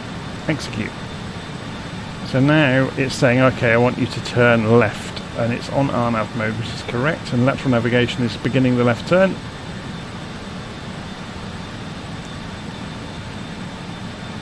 Which is good. And we then say, okay, we want to come down to, what's the ground level around here? So no more than 5,000 feet.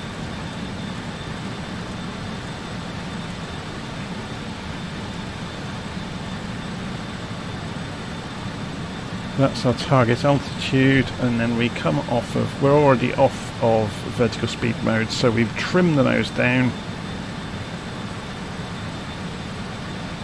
I'm just watching the indicated airspeed here to get it to about 2,000. And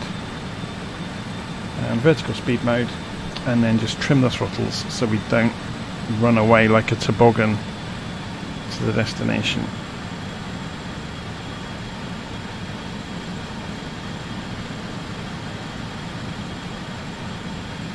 So en route we can go and program the ILS 108.75 97 degrees. It's 108.75 and 97. So when we get over the waypoint or closer to it, we'll switch over to nav mode, and the ILS will kick in. We are accelerating here quite dramatically. Just pulling the engines back.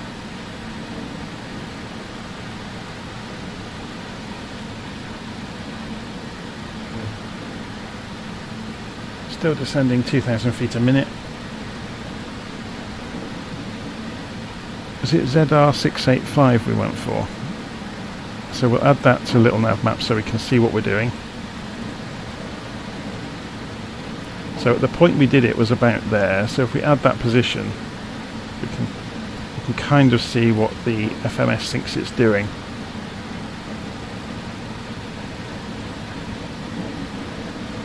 Yeah, we're going way too fast. Let's dump the air brakes.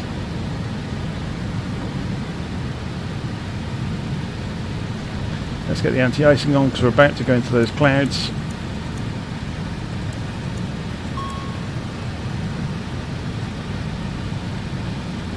It's saying ice detected already.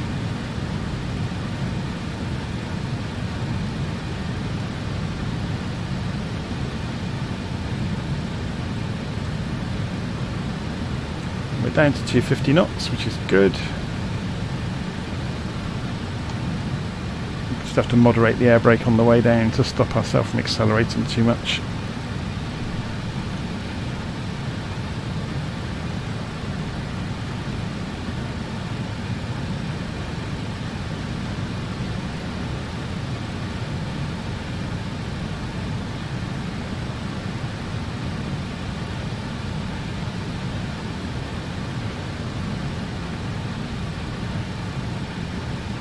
Comes the rain.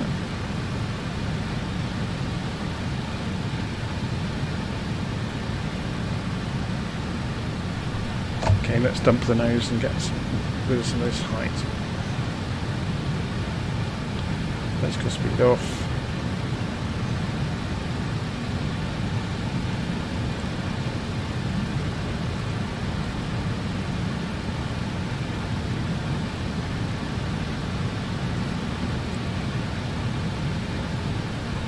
.3,000 feet a minute. Coming down to 9,000 feet.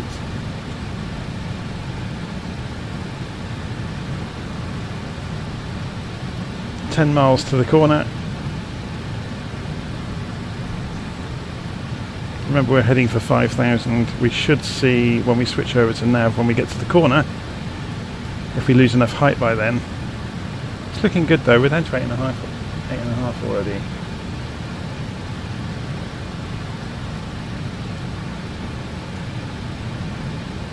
As soon as we switch over to nav, the direction of the runway and the ILS will kick in and we'll be able to tell what we're doing. Again, absolutely pelted with rain, we can hear it. We're almost back up above 0 degrees though.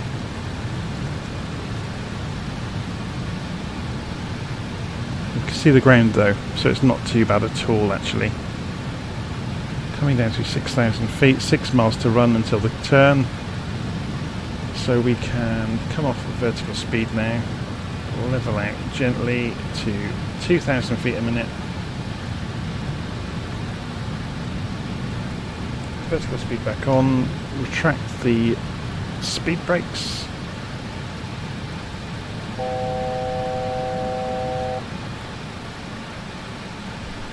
Open the engines back up.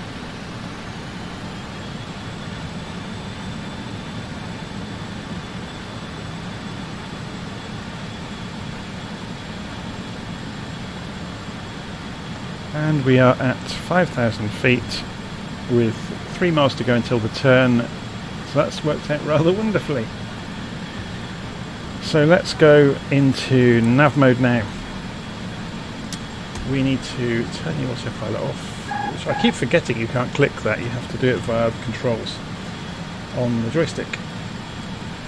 So let's start our turn towards the ILS. We're below the glide slope at the moment.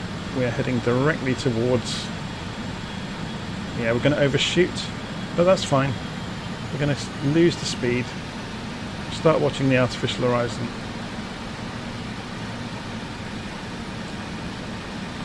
So we've got 16 miles to run. We've got lots of time to backtrack across our path and get back on the glide slope. Sorry, on the localizer. So we're now watching the artificial horizon, vertical speed, and the CDI down here. And we'll get back on track.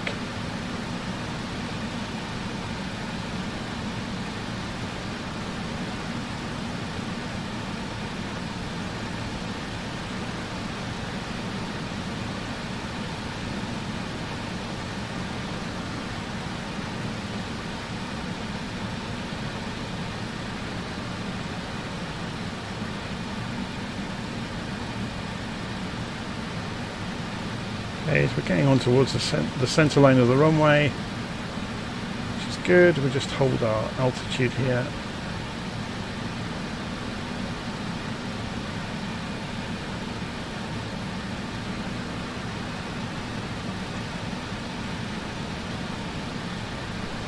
Start turning back towards the runway direction.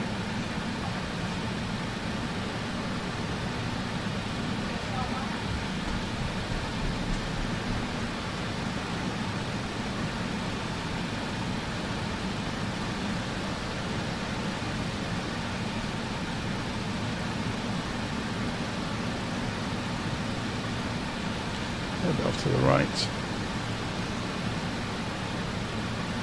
Okay, here comes the glide slope.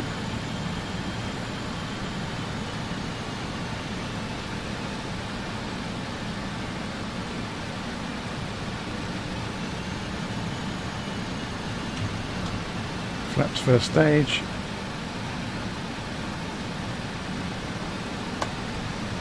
Gear down.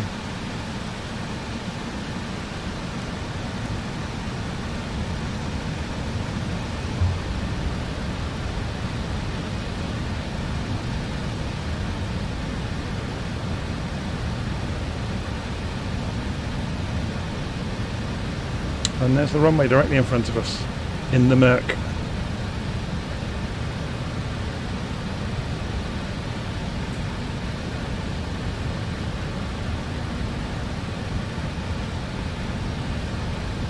$2,500.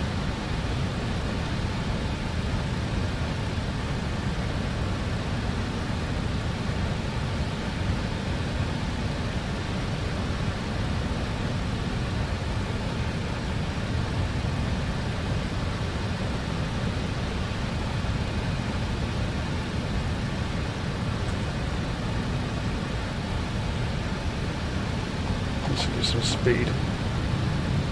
Air brakes. It's amazing how the air brakes kick the nose up.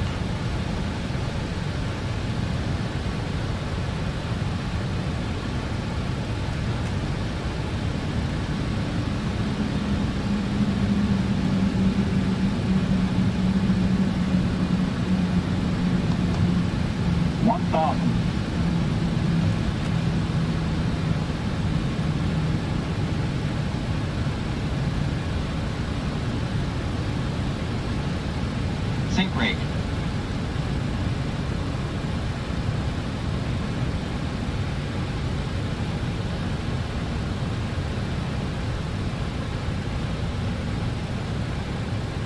$500. Pull up. Pull up.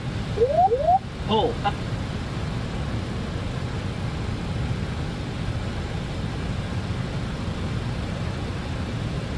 Glide slope. 50, 40, 30, 20, 10.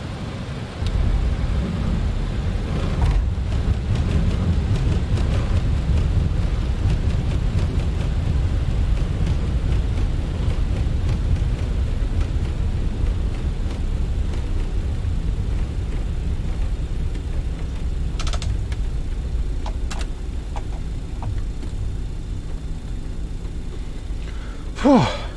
That was another stressful one.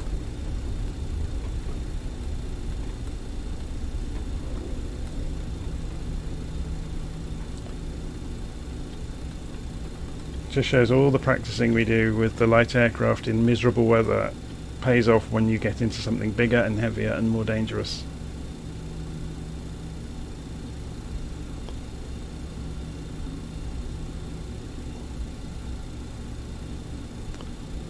Okay, let's gather our thoughts for a moment. Parking brake on. How are we doing on fuel? We've got lots of fuel left. What's the weather like? 4 knots. We had a very slight tailwind there, but it's only a 4-knot wind, it wouldn't really matter. So next leg, 74 nautical miles, but it's fairly low mountains. So we can get away with 8,000 feet or so, 9,000 feet to get over them. So let's get that programmed before we get there so we don't have to think about it. So we'll go for 9,000. Set that as our target. Go back to RNAV. So we are going to go and double check. All the control keys are working again. We're going to LSZR, which is fine. Just check that. No, we're not. We're going to Innsbruck. So let's just make sure that's working. Can we do direct to? Yes, we can. Lowy. Execute. Direct to Lowy. Okay, the rain's still falling here. What's the temperature here? It's nearly 10 degrees. No, I'm not going to... Valstrom said coffee break required.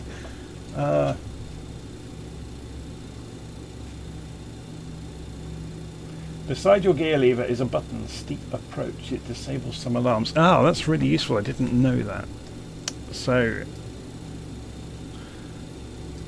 gear lever's over here. Override. Is that the one? Let's have a look. If we skid around the cockpit, steep up. Ah, there it is. Fantastic. I have to remember that one. And it'll stop it shouting about me descending like a piano falling from a window. Okay, flaps are set for takeoff already. How's the aeroplane looking? Still in one piece, so I've still got the landing lights on, but I guess we can use them for takeoff, it won't hurt. And so we're going to turn around, climb out, turn round, and then engage autopilot to carry on our route. Parking brake off, engines spinning up, full throttle.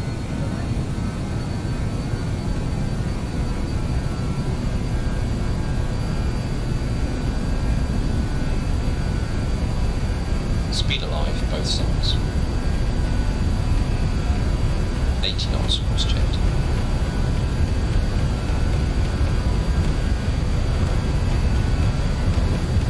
That crosswind is really kicking the tail round. V1. Rotate. V2. Didn't want to cross the ground, did it? Gear.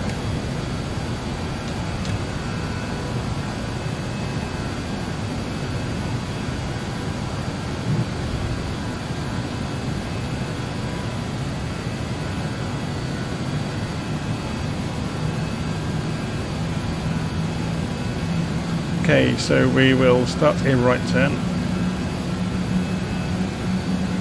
to our course direction.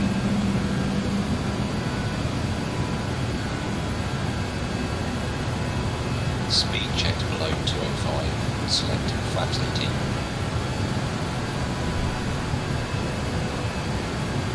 Yeah, it's just warning us that we're going quite slowly.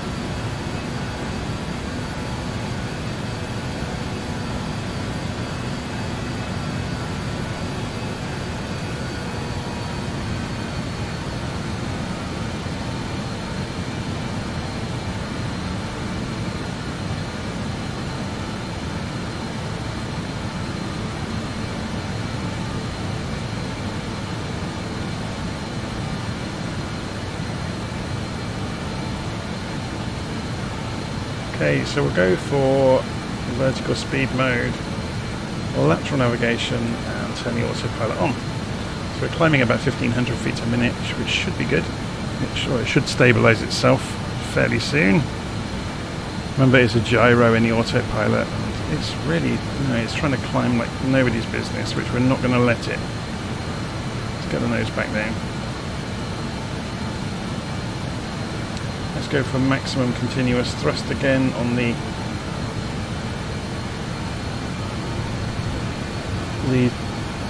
TMS. We're just about to intercept the flight path. It should turn left any moment. LNAV is on. And there we go.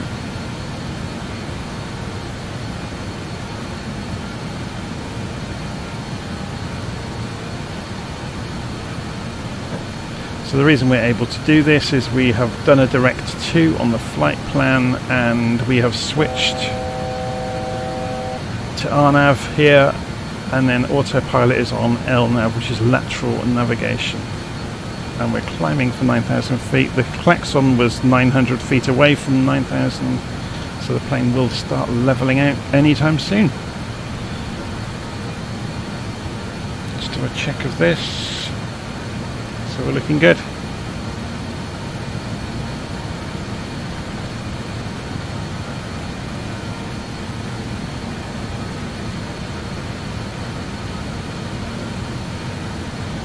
So it's not saying ice detect anymore, so we can turn all this off.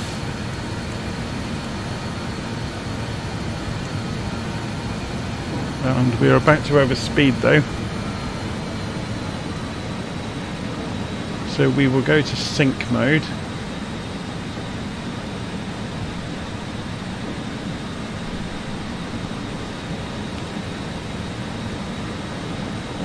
And we're going to pull the engines back even further. It's wanting to accelerate at the moment, and we're not going to let it. So we're in altitude hold, lateral navigation, and cruising.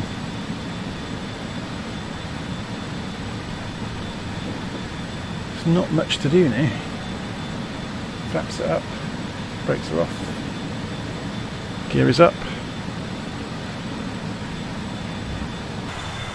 That's landing lights still on. I keep forgetting about the landing lights.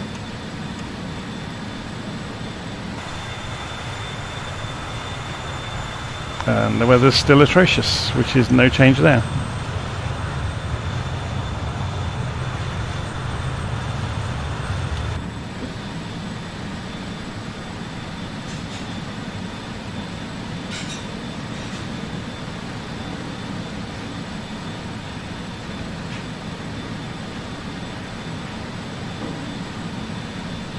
So next airfield is Innsbruck, second to last airfield.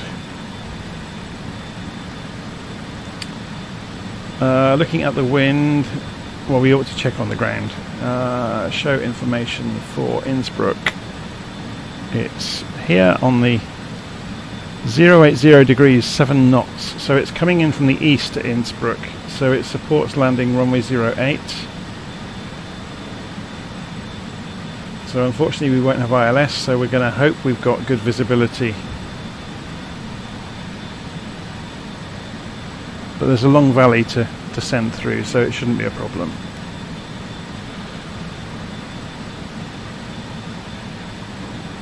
We could put ourselves some waypoints in place ahead of Innsbruck to help out.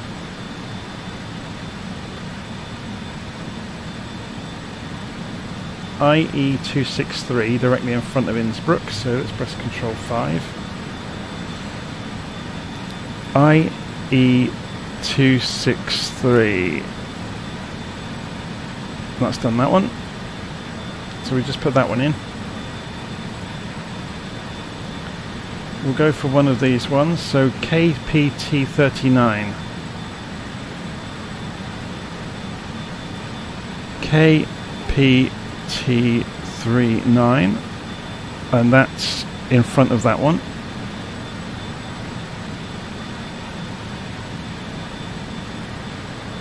And then WI803 ahead of that one. WI803, and we'll put that in front of that one, and it's done it, and execute. So basically what we're doing is giving ourselves a safe autopilot driven path in. So we are approaching, so we've told the aeroplane how to fly in. So the other thing we can do is IE261 maybe to get that to fly into there. So IE261. So IE261 directly in front of Lowy and execute. It's really just a safeguard in case the weather's atrocious. So we've built our own. Oh, let's go and check as well. Show information for Innsbruck. We want to know the QNH is 1020 and the altitude of the runway is 1900 feet. So yeah, look at these hills, you have to be careful around here.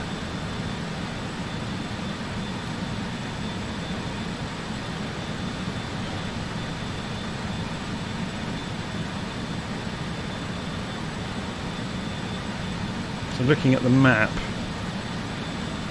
we are seeing in front of us, this peak is here.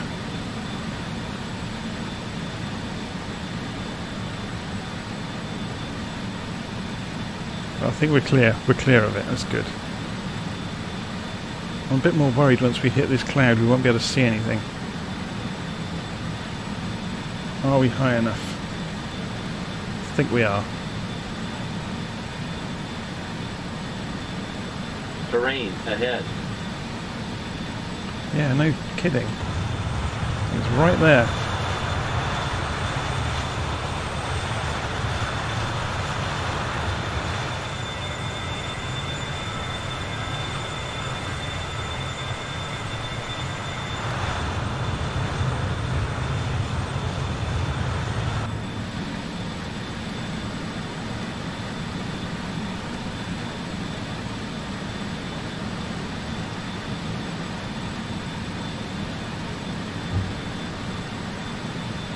What altitude did we say Innsbruck was? Nearly 2,000 feet.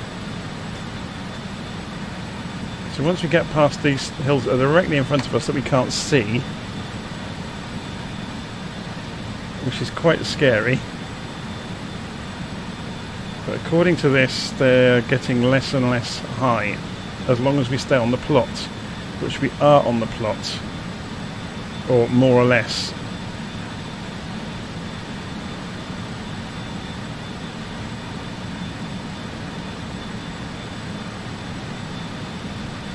This is dangerous, isn't it? 2,500. Terrain ahead. 1,700, 1,800, Terrain ahead. 1,700. Whoa! That was a bit close for comfort.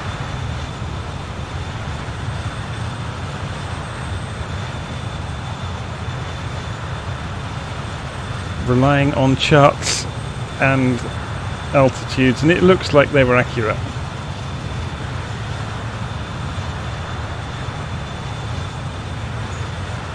Are we getting icing again?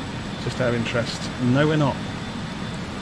But we can see our way out now. There's hills in front of us, and there's the valley. Hopefully is about to clear it. A shaft of sunlight. Hurrah! So you can see that from outside. Oh my word.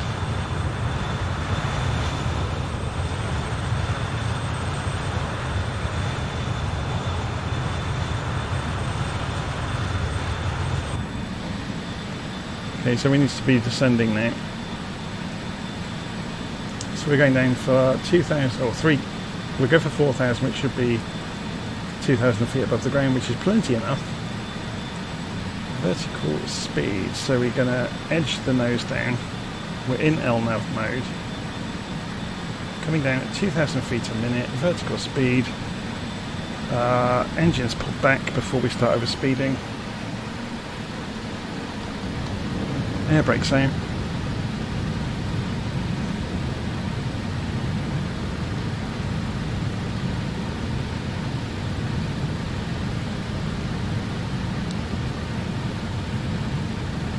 I think we're going to be good to come into Innsbruck.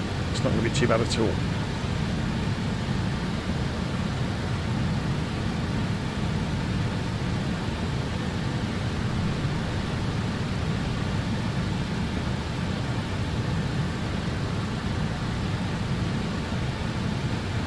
Just reading Valstom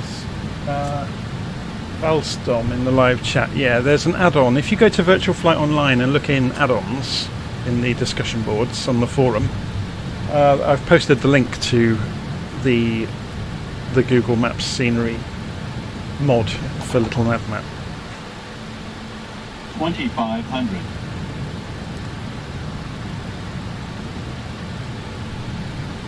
So this should just take us down to 4,000 feet. Let's just have a look at that map. So we're coming down a bit too steeply, so let's just lessen this off now to 1,000 feet a minute.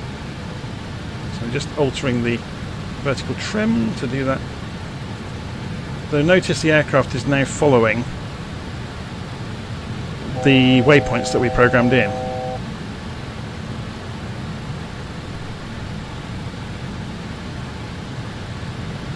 So we're scrubbing speed off all the time. So flaps are coming down.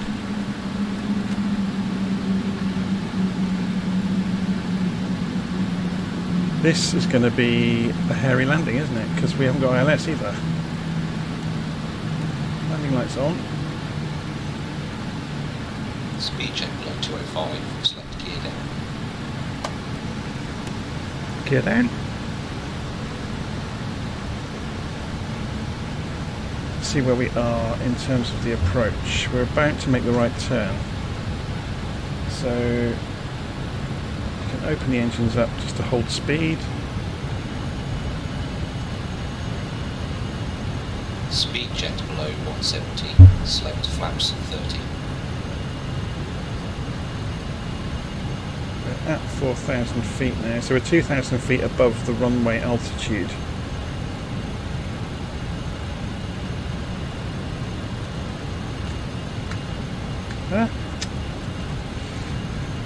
Okay, so zero visibility. Let's just creep down to 3,000 feet then. So we're going to nudge the nose down, take altitude hold off, nudge the nose down to vertical speed mode.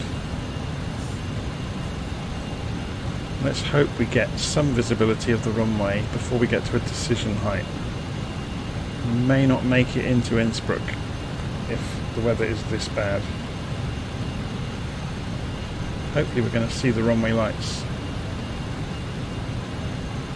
even in the mist and the rain. Speed check below 145, select flap 33.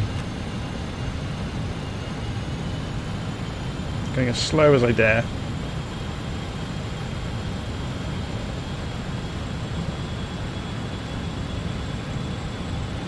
Full flaps, gear down, and we're looking for the runway with eyes on stalks.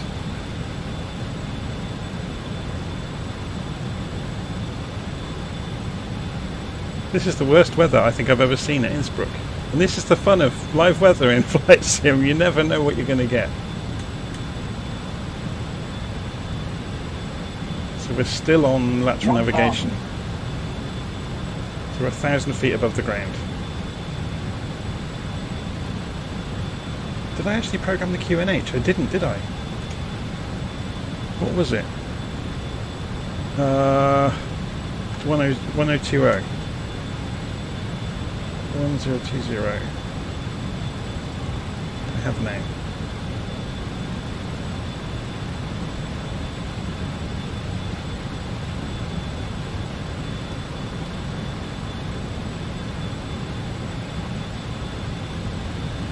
Okay, autopilot off.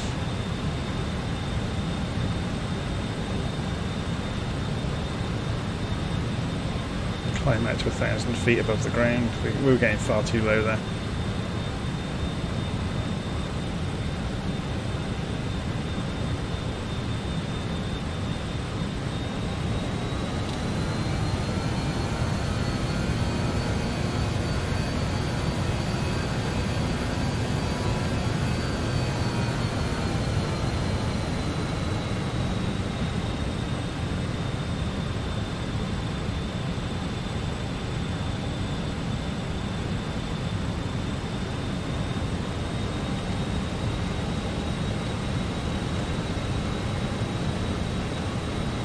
So we should see the airfield just around this corner.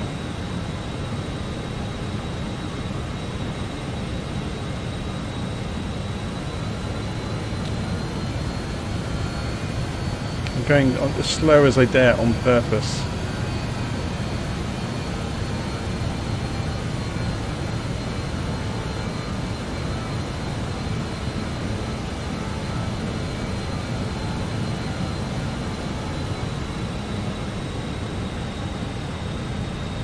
That shaft of sunlight is right over the airfield, maybe.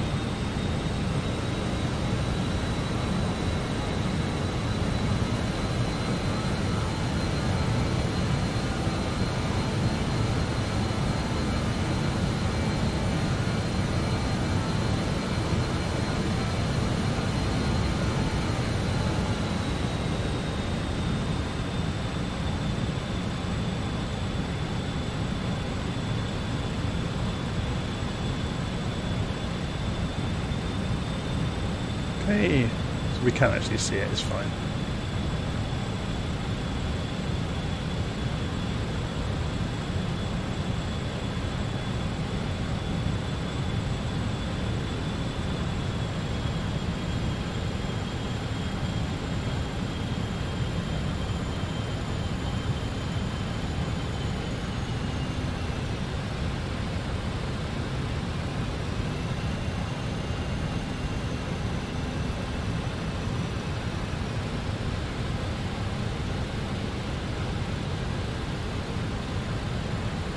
Sink rate.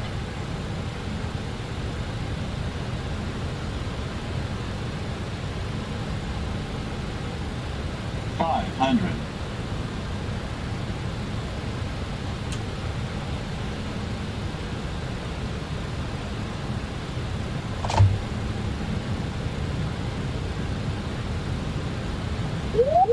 Pull up. Pull up. 50, 40, 30, 20, 10. Round idle. Brake pressure C.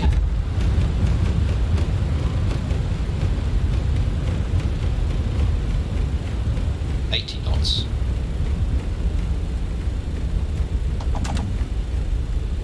60 knots.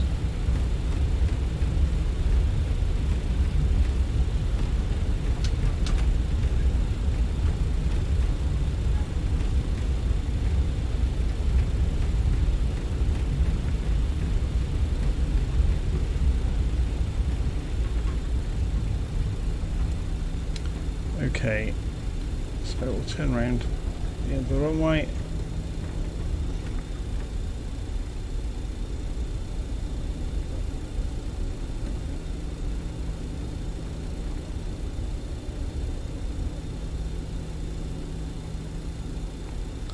And we begin the last leg. Actually, can we take off this way? It's going to look at the wind. No, we can't. And more importantly then, have we got a taxiway to get back to the other end? Or no, we're just going to taxi the length of the runway by the look of it. We'll go and see what's parked up there, eh? There's an MD-80 over there. Oh, we've got to go and have a rubberneck at the aircraft, haven't we?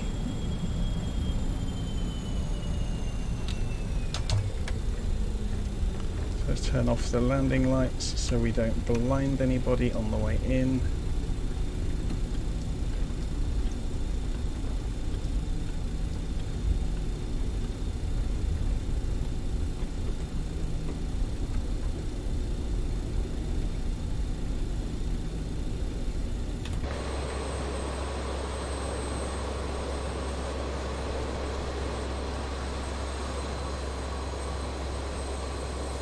Except we're not going to be able to see the taxiways because of all the snow.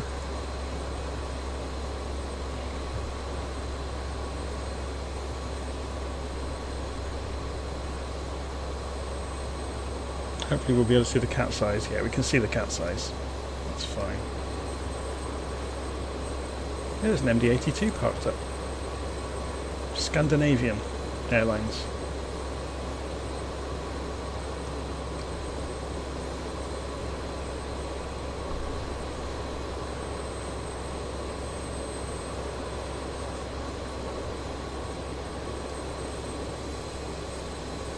Wouldn't it be cool if the ground crew had snowball fights?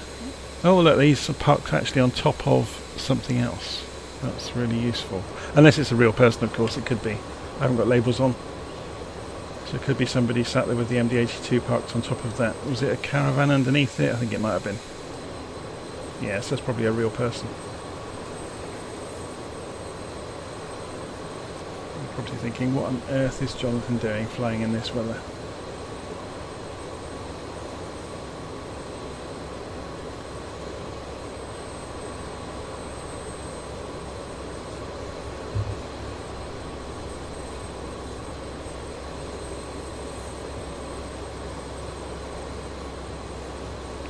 Okay, so while we're taxiing, let's have a little look at our route. So we're flying to Salzburg now. We'll have to check the weather when we're en route. I suppose as we could now. We have time. Show information for Salzburg. Oh, hang on a second. Apparently my dinner is ready, so I am going to be stopping the flight right here. The live stream stops. So, parking brake on, I'm going to clog up the taxiway, and I will see you all again soon. I have to go.